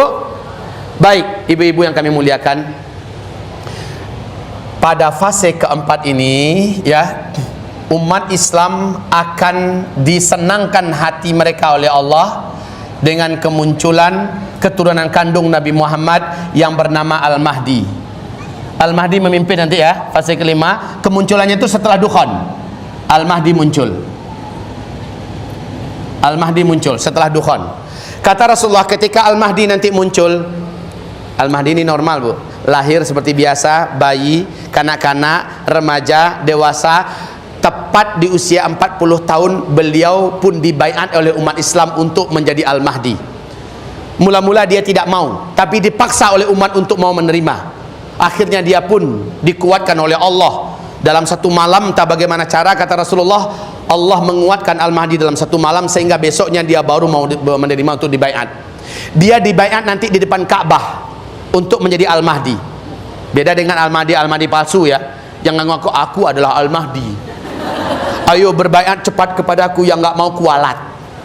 Kalau di Medan kemarin yang muncul Al-Mahdi baru, ngaku-ngaku sebagai Al-Mahdi, langsung nyebarkan nomor rekening. Yang mau berbaiat, harga rekening, harga baiatnya sekian. Yang nggak baiat celaka dunia akhirat. Oh, Al-Mahdi duitan, tuyul. Al-Mahdi yang sebenarnya munculnya di Mekah. Saya kan di malam hari itu ada di ketok pintu saya di Malaysia, Bu, di Kuala Lumpur. Udah jam setengah 1 loh. Saya lepas tabligh akbar, keluar dari masjid itu setengah 12. Udah capek, Bu, udah ngantuk. Sampai ke rumah, ya, udah jam 1 lewat sedikit, saya wudhu, saya mencoba rebahkan badan, mata udah berat, tiba-tiba pintu kamar saya diketok, agak kuat. Waduh, siapa nih orang? Pak Kiai, boleh saya masuk tak? Boleh bercakap tak?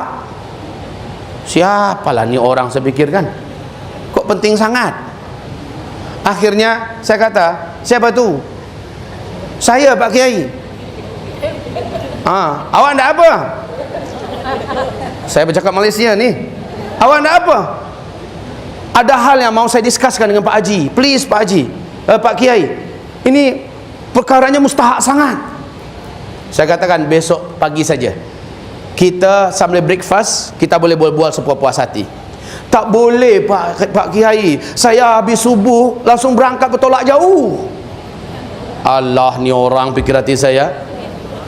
Saya buka pintu, saya kasihkan muka yang paling ngantuk di mukanya, ya. Saya buka pintu, semoga dia kasihan ngelihat mata saya yang udah tebel.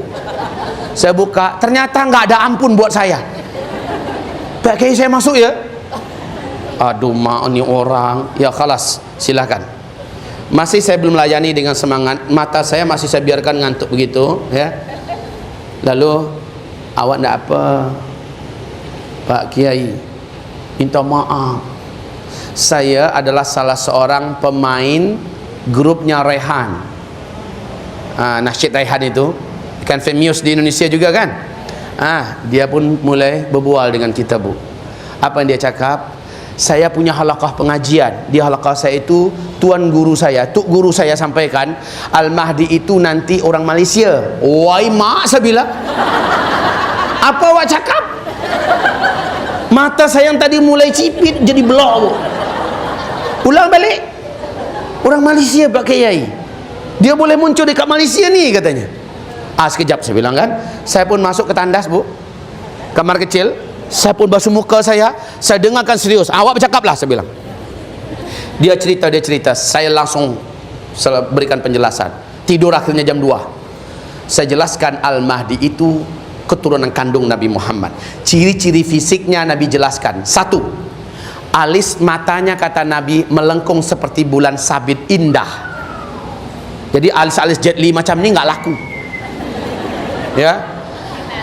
Hidungnya mancung kata Rasulullah. Tulang hidungnya lurus dan indah. Jadi hidung-hidung yang level Melayu gini ala kadarnya, nggak sah, nggak level jadi Al-Mahdi. Tahu diri kenapa sih? Bibir atasnya dengan bibir bawahnya sama tebalnya, indah enak dilihat. Jenggotnya hitam tebal sampai ke dada, jenggot ala teroris. Rambutnya pirang, pirangnya arah ke warna pirang-pirang jagung, rambut jagung. Kulitnya berwarna coklat kayak hitam-hitaman, nggak putih kayak Nabi ya, karena Nabi sendiri mengatakan Al-Mahdi itu mirip dengan saya akhlaknya dan tidak mirip dengan saya wajahnya.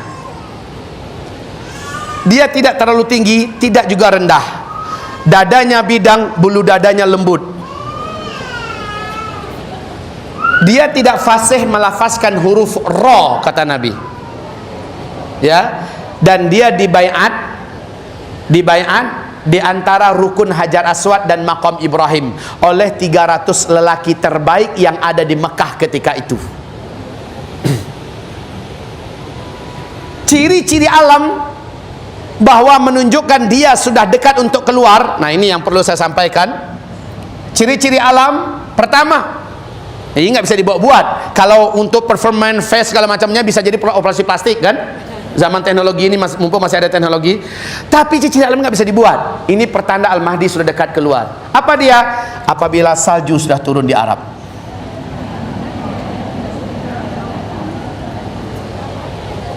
Sudah? Yang kedua, apabila di muka bumi banyak terjadi huru hara, kegaduhan, khususnya di Timur Tengah. Sudah apa belum? Huru hara. Apabila terjadi fitnah di negeri Syam. Syam ini di mana? Syria, Palestina, Lebanon dan Yordania. Terjadi fitnah di Syam. Fitnah ini para ulama menjelaskan pembantaian umat Islam, penghancuran rumah-rumah, kota-kota mereka, peperangan demi peperangan yang tidak ada ujungnya, pengusiran, pemurtadan, dan ini dilakukan Bashar Assad untuk kaum muslimin di Syria, juga Yahudi di Palestina, Syiah di Lebanon, ya, dan kaum sekular di Yordania. Terjadi pada hari ini fitnah di Syam. Awas, awas. Disinilah Nabi berpesan, pesan Nabi SAW. Lihat, apabila kamu menyaksikan di negeri Syam sudah terjadi fitnah, pembantaian, pembunuhan, peperangan, badiru bil a'mali fitanan. Berlomba-lombalah kamu memperbanyak amalan-amalan soleh di masa-masa fitnah. Wal fitanu bisyam. Dan standar fitnah itu adalah negeri Syam. Apabila di Syam sudah membara fitnah pembantaian seperti sekarang, sejak bulan berapa, tahun berapa mulainya di Syam, Syria? Maret 2000.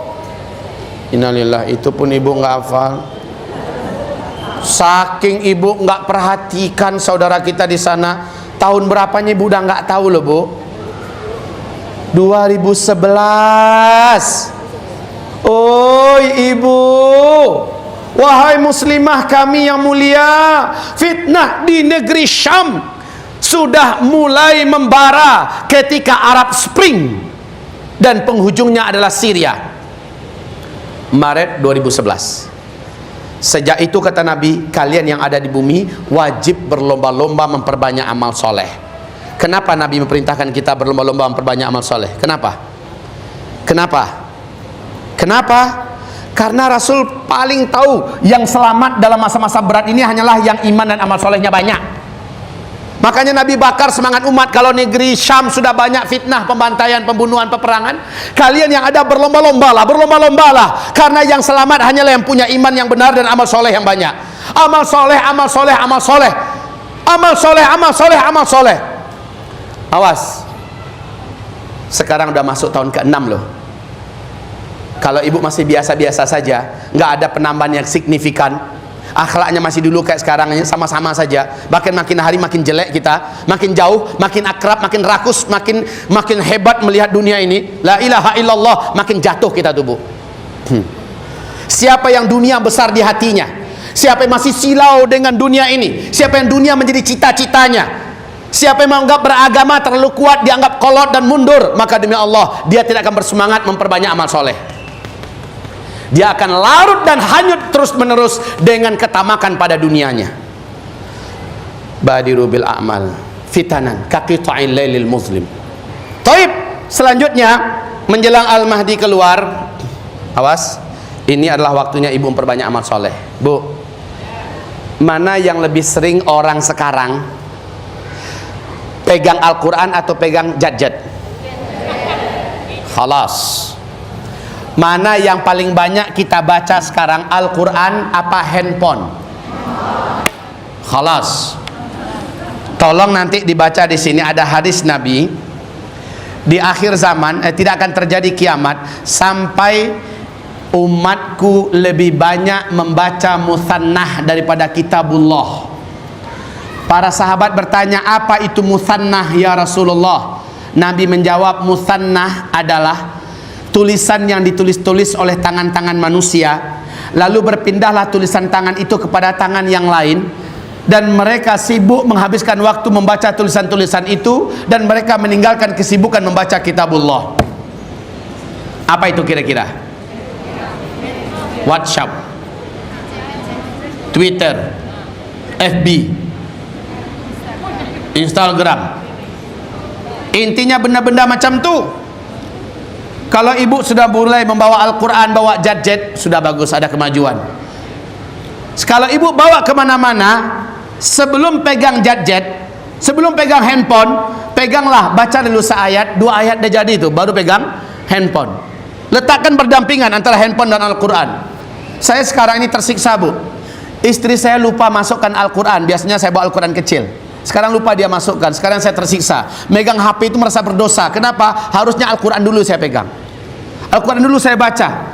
Ini enggak, tiap sebentar kita pegang gadget. Al-Qurannya mana? Saya enggak salahkan istri saya, karena dia juga sedang sangat-sangat sibuk, kurang sehat juga. Nah, ibu-ibu yang kami muliakan, kita kemana-mana, Nabi menyindir di akhir zaman umatku akan sibuk membaca musannah daripada membaca kitabullah. Betul apa tidak? Oke. Selanjutnya menjelang Al-Mahdi keluar, masih sanggup, Bu? Saya niatnya awal tadi jam 11 ini dah siap. Tapi tunggu, tinggal 10 menit lagi, insya Allah. Tinggal 10 menit lagi. Habis itu kita diskusi ya. Mau? Kita diskusi. Setelah fitnah Syam menjelang Al-Mahdi keluar, adalah wafat terlebih dahulu seorang raja Arab, di mana raja Arab itu memimpin Makkah dan Madinah. Memimpin berarti di Arab Saudi. Wafat terlebih dahulu seorang raja Arab, pemimpin Makkah Madinah. Kematiannya akan menimbulkan pergaduhan 3 putra mahkota setelahnya. Yuk kita lihat sekarang. Waduh, habis ya. Sekarang yang meninggal kemarin ini adalah Raja Abdullah. Betul tidak? Raja Abdullah meninggal. Abdullah ini punya 5 saudara yang masih hidup, 5 putra mahkota lainnya. 1 Sultan, Pangeran Sultan. 2 Pangeran Nayef. 3 Pangeran Salman. 4 Pangeran Tolal. 5 Pangeran Mukrin. Ya. Tahun 2008, tahun 2008 Pangeran Abdullah divonis menurut medis mati secara medis. Kenapa? Seluruh organ inti dalam tubuhnya sudah cangkokkan semua.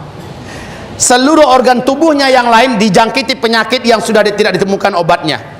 Hidupnya bergantung pada peralatan dokter dan obat-obatan. Direncanakan menurut dokter dalam waktu dekat meninggal. Oleh karena itu Raja Abdullah akhirnya mengadakan acara kerajaan penting dan diliput oleh seluruh media dunia, ya, membaiat 3 putra mahkota ini. Pertama, membaiat sultan. Bila ia meninggal, sultan langsung naik menjadi raja yang memimpin Arab Saudi. Bila sultan juga meninggal, nanti digantikan oleh Naif. Bila Naif juga meninggal, digantikan oleh Salman. Urut-urutan ini wajib diindahkan, wajib dipatuhi. Qadarullah, Bu, ternyata Raja Abdullah panjang umurnya. Tahun 2011 dia masih hidup, Pangeran Sultan meninggal dunia terlebih dahulu. Ya, tanggal 16 Juni tahun 2012 di London, Pangeran Naif karena penyakit kanker meninggal dunia.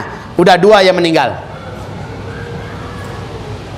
Tersisa berapa orang? 1, 2, 3 putra mahkota. Lihat hadis ini. Akan meninggal seorang raja Arab yang menguasai Mekah Madinah. Ada 3 putra mahkota di belakangnya yang nanti akan saling bergaduh, memperebutkan kekuasaan memimpin Mekah Madinah. Tidak seorang pun dari mereka yang akan memimpin Mekah Madinah, karena kepemimpinan Mekah Madinah akan jatuh ke tangan keturunan kandung beliau Nabi Muhammad SAW, yaitu Al-Mahdi. Sekarang mari kita lihat Salman naik jadi raja. Ibu tahu antara Salman dengan ini sudah dari lama terjadi permusuhan yang serius, Bu, dengan Tolal.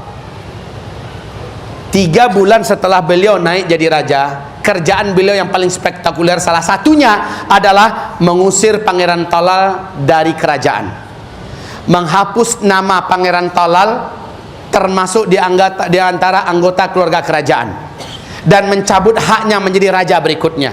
Ibu tahu kenapa? Kenapa? Salman ini, Bu, sejak dari kecilnya sudah terdidik dalam didikan yang soleh. Remajanya dia menjadi anak santri yang sangat baik, anti kepada maksiat. Bukan mentang-mentang kaya semua duitnya dipakai untuk maksiat, enggak. Salman ini terkenal, Bu, sangat taat, sangat soleh. Sampai sekarang Salman masih hafiz Al-Quran 30 juz. Salman ini pernah memukul langsung saudaranya gara-gara ketahuan dan nampak di depan matanya saudaranya cekek botol minum keras, minuman keras maksudnya, ya, gandeng wanita sambil cekek botol. Dipukul oleh Salman, ya. Tolal ini punya karakter begitu, mentang-mentang berduit, apapun jenis maksiat dia buat, track recordnya seluruh dunia kenal, Bu. Dan dia termasuk orang yang terkaya di dunia. Apalagi anaknya Al-Walid bin Tolal, orang terkaya nomor 5 dunia. Nama Tolal ini akhirnya dihapus. Ibu lihat nggak? Waktu Barack Obama datang mengucapkan selamat atas dilantiknya Salman jadi raja, waktu azan asar masuk, ditinggalin nggak? Nggak pernah kejadian dalam sejarah tuh, Bu, bos besar datang ditinggalin. Ente di sini ya, tak sholat dulu. Seluruh orang-orang kerajaan ngikut kepada Raja Salman, pergi ke masjid, ditinggalin tamu agung. Presiden Amerika Serikat dan bininya ditinggal. Temen-temen lah Barack Obama, "Dek, kok kita ditinggalin, Dek?" Apa kata si bini? "Bu, ya sabar tuh, Mas." Sabar. Masya Allah, beraninya beliau, Bu, Salman. Ini akhirnya dihapus dan diusir dari kerajaan. Pangeran Mukrin tetap diakui sebagai anggota keluarga kerajaan, tapi haknya sebagai putra mahkota menjadi raja berikutnya sudah dicabut oleh Raja Salman. Bagaimana caranya? Beliau diundang untuk menyaksikan baiat menjadi raja berikutnya setelah beliau adalah anak kandung dari Pangeran Naif almarhum yang namanya Muhammad bin Naif. Muhammad bin Naif langsung dibaiat. Apabila ini meninggal, langsung digantikan oleh Muhammad bin Salman. Muhammad bin Salman. Oke. Inilah yang akan melanjutkan yang menjadi raja. Ibu, kenapa ini Mukrin nggak boleh jadi raja berikutnya? Karena Pangeran Mukrin otaknya, hatinya, akalnya, jantungnya, darahnya, loyalitasnya sepenuhnya ke Yahudi dan Amerika.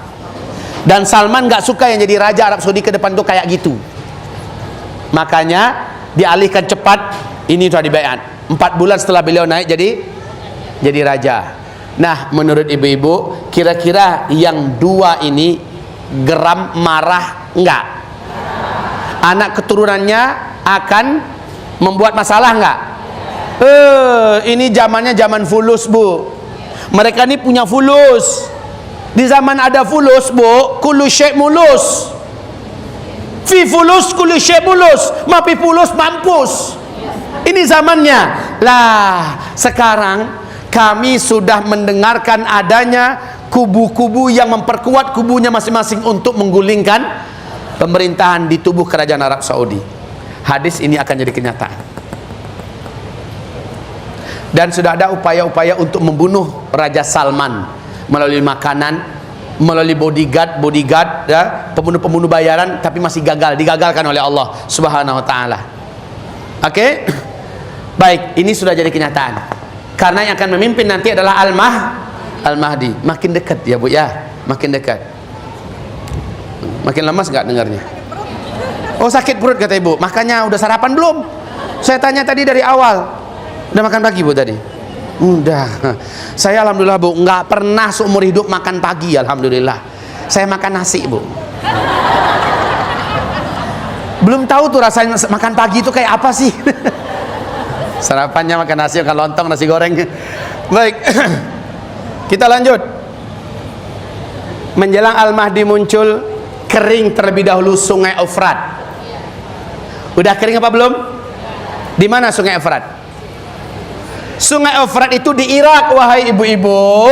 Sungai terbesar di Timur Tengah itu cuma 3, Nil, Efrat, dan Tigris. Ya, keringnya sungai Efrat. Rasul mengatakan, la taqumu sa'ah hatta yasiral furat. Takkan terjadi kiamat sampai mengering terlebih dahulu sungai Efrat. Jika sungai Efrat mengering, akan muncul gunung emas yang menyebabkan seluruh laki-laki di muka bumi membawa senjata mereka ke sana, dan mereka saling berperang berbunuh-bunuhan memperebutkan gunung emas itu. Setiap 100 laki-laki yang berperang di sana, 99-nya mati terbunuh di situ. Cuma 1 yang tersisa hidup setiap 100 orang. Dan setiap mereka berkata, semoga 1 orang yang hidup itu sayalah orangnya. Ada isyarat di hadis lain, Nabi tak suka kalau umatnya ikut berperang memperebutkan gunung emas itu. Nah, Ibu, inilah salah satu penyebab kenapa nanti fase kelima laki-laki 1 berbanding 50. Karena yang habis perang itu adalah kaum laki-laki. Oke, kita dengarkan ceramah berapi-apinya George Walker Bush. Ingat nggak dengan makhluk nih? Siapa George Walker Bush? George Bush, Presiden Amerika Serikat sebelum digantikan oleh Barack Obama. George Bush, masih ada di YouTube lah ceramahnya, ini masih ada di Gedung Putih. Satelit kita telah menemukan potensi emas yang sangat besar di Irak. Loh, persis dalam hadis Nabi. Ketika sungai Efrat mengering, maka akan tersingkaplah nanti gunung emas yang menyebabkan seluruh laki-laki di muka bumi mengirimkan laki-lakinya ke sana dan berperang memperebutkan gunung emas itu. George Bush melanjutkan pidatonya.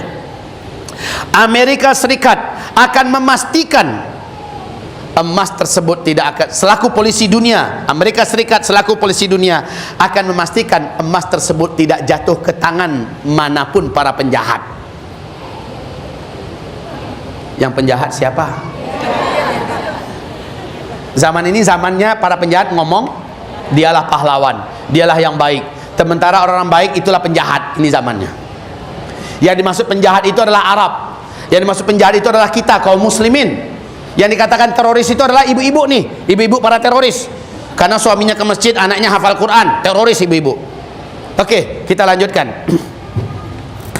Sungai Efrat diumumkan di New York Times bahwa tahun ini 12 Februari di New York Times diumumkan 2013 telah kering susut airnya 60%. 2013 13. Menurut NASA akan kering total 2014. Ternyata benar ya.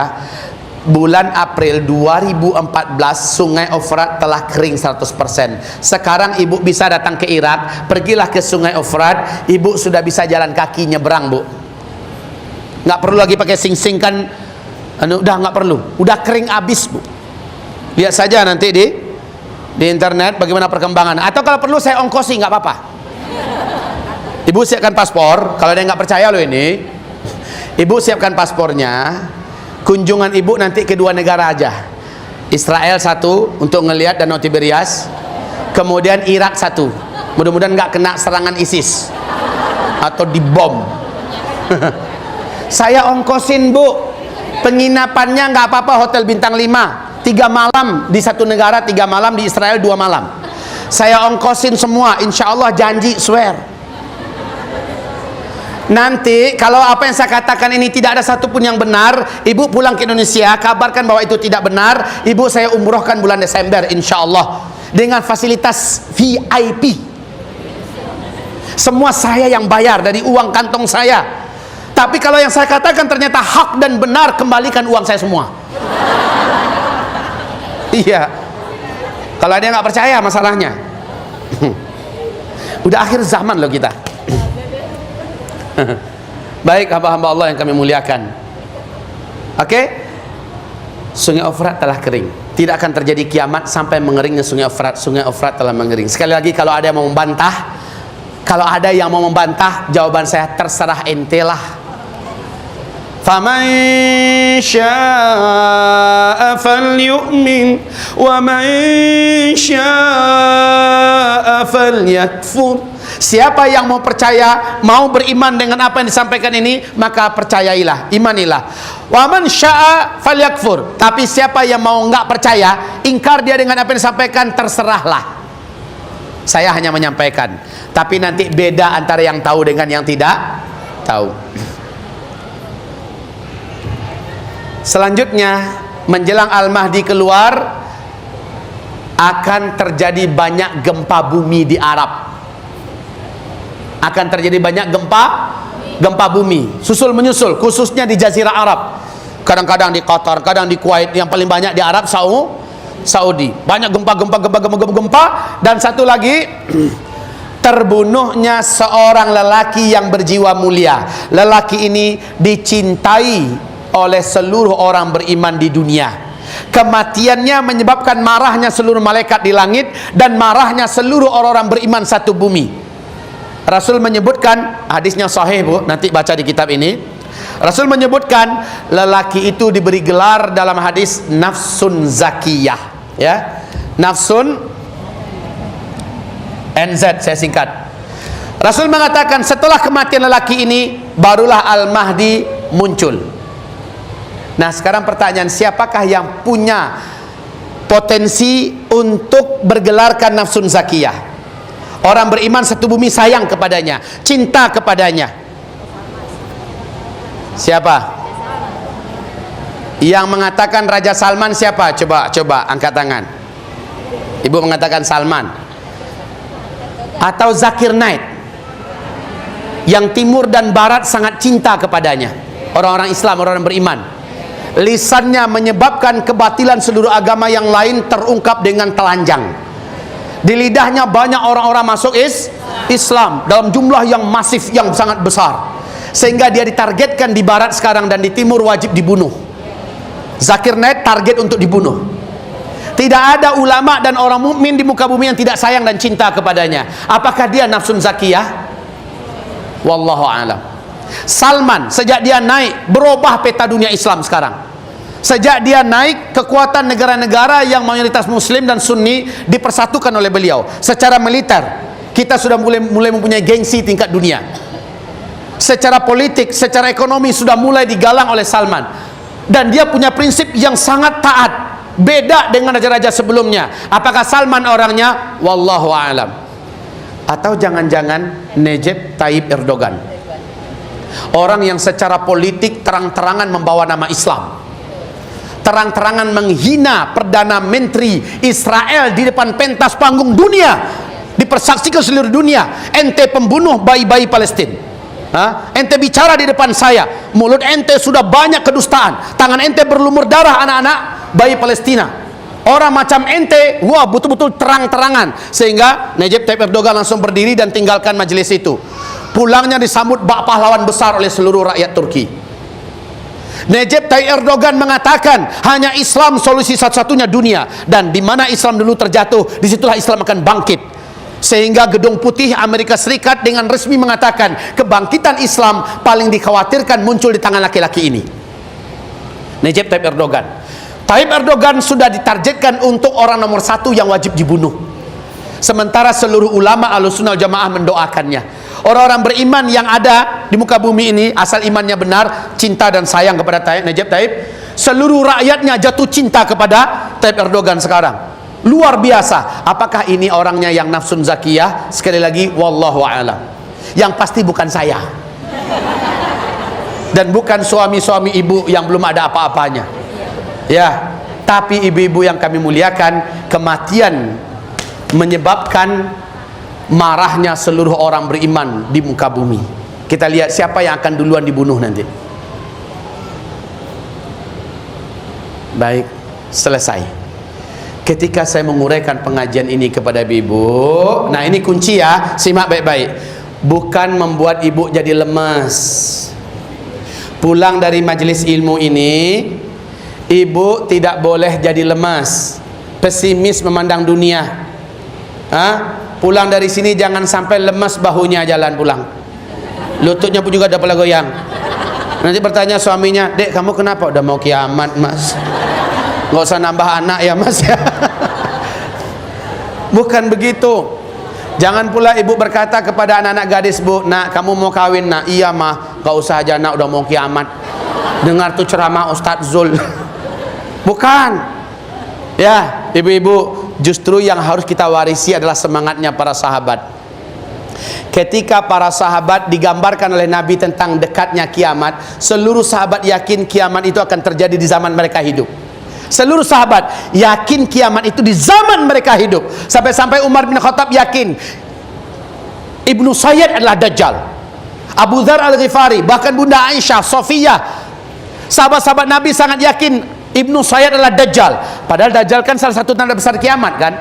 Sahabat yakin dan Nabi biarkan mereka dengan keyakinan itu. Abdullah bin Abbas ketika menyaksikan meteor meluncur di atas langit dunia, bumi, dia langsung berkata besok akan terjadi dukhan. Begitu yakinnya mereka kiamat di zaman mereka. Toh Nabi biarkan mereka dengan keyakinannya. Nah kita sekarang, tanda-tanda yang disebutkan Nabi itu adanya di zaman kita. Harusnya yang punya keyakinan macam itu kita. Kita yang punya keyakinan begitu. Tapi kenapa banyak orang sekarang dengan sangat ringan mengatakan lama lagi? Harusnya kita yang punya keyakinan begitu. Ya. Nah coba lihat dampaknya pada para sahabat.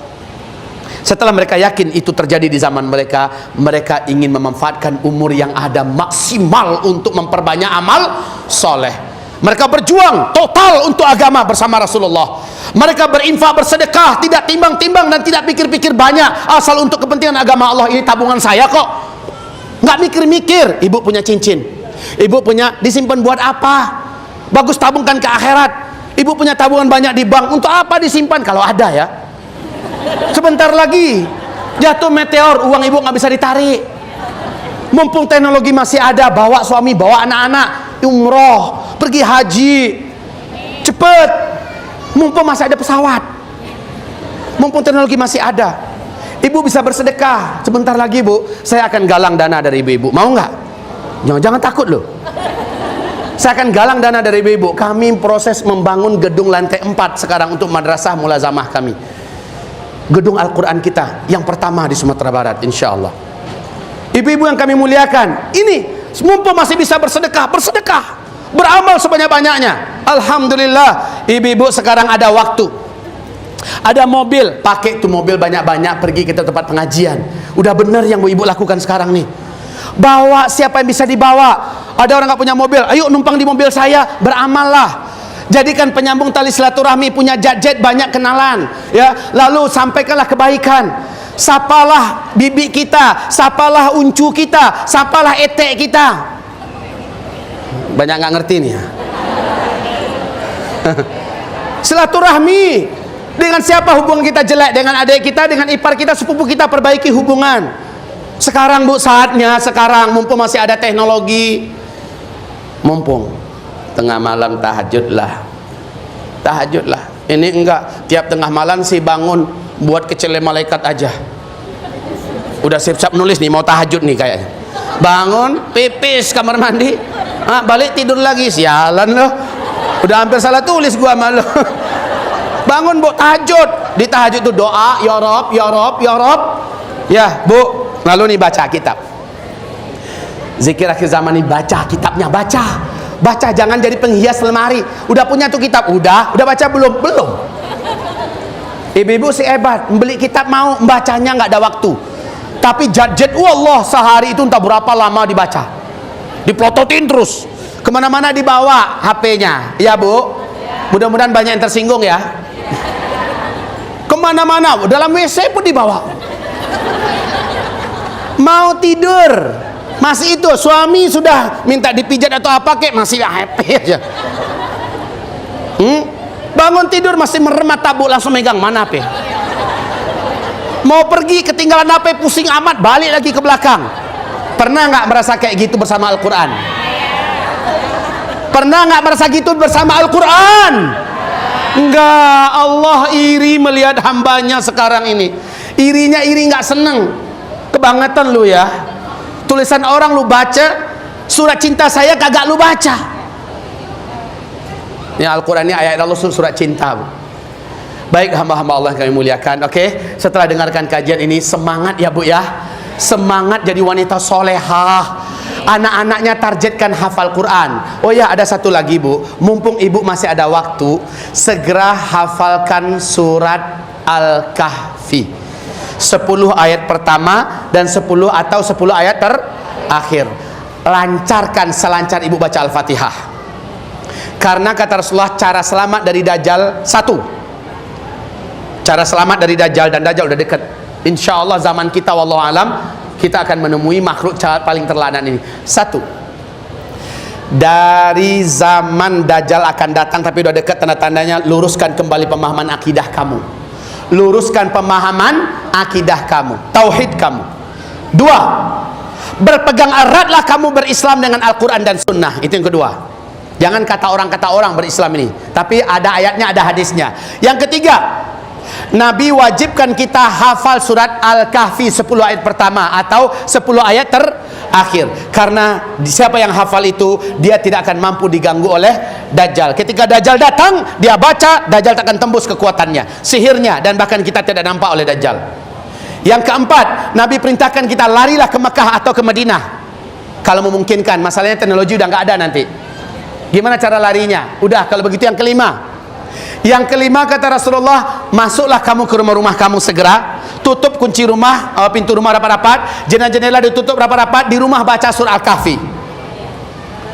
Sangat bagus kalau ibu hafal 30 juz. Masalahnya kalau ibu nggak ngafal sekarang, ibu mengandalkan bacaan dari Al-Quran saja.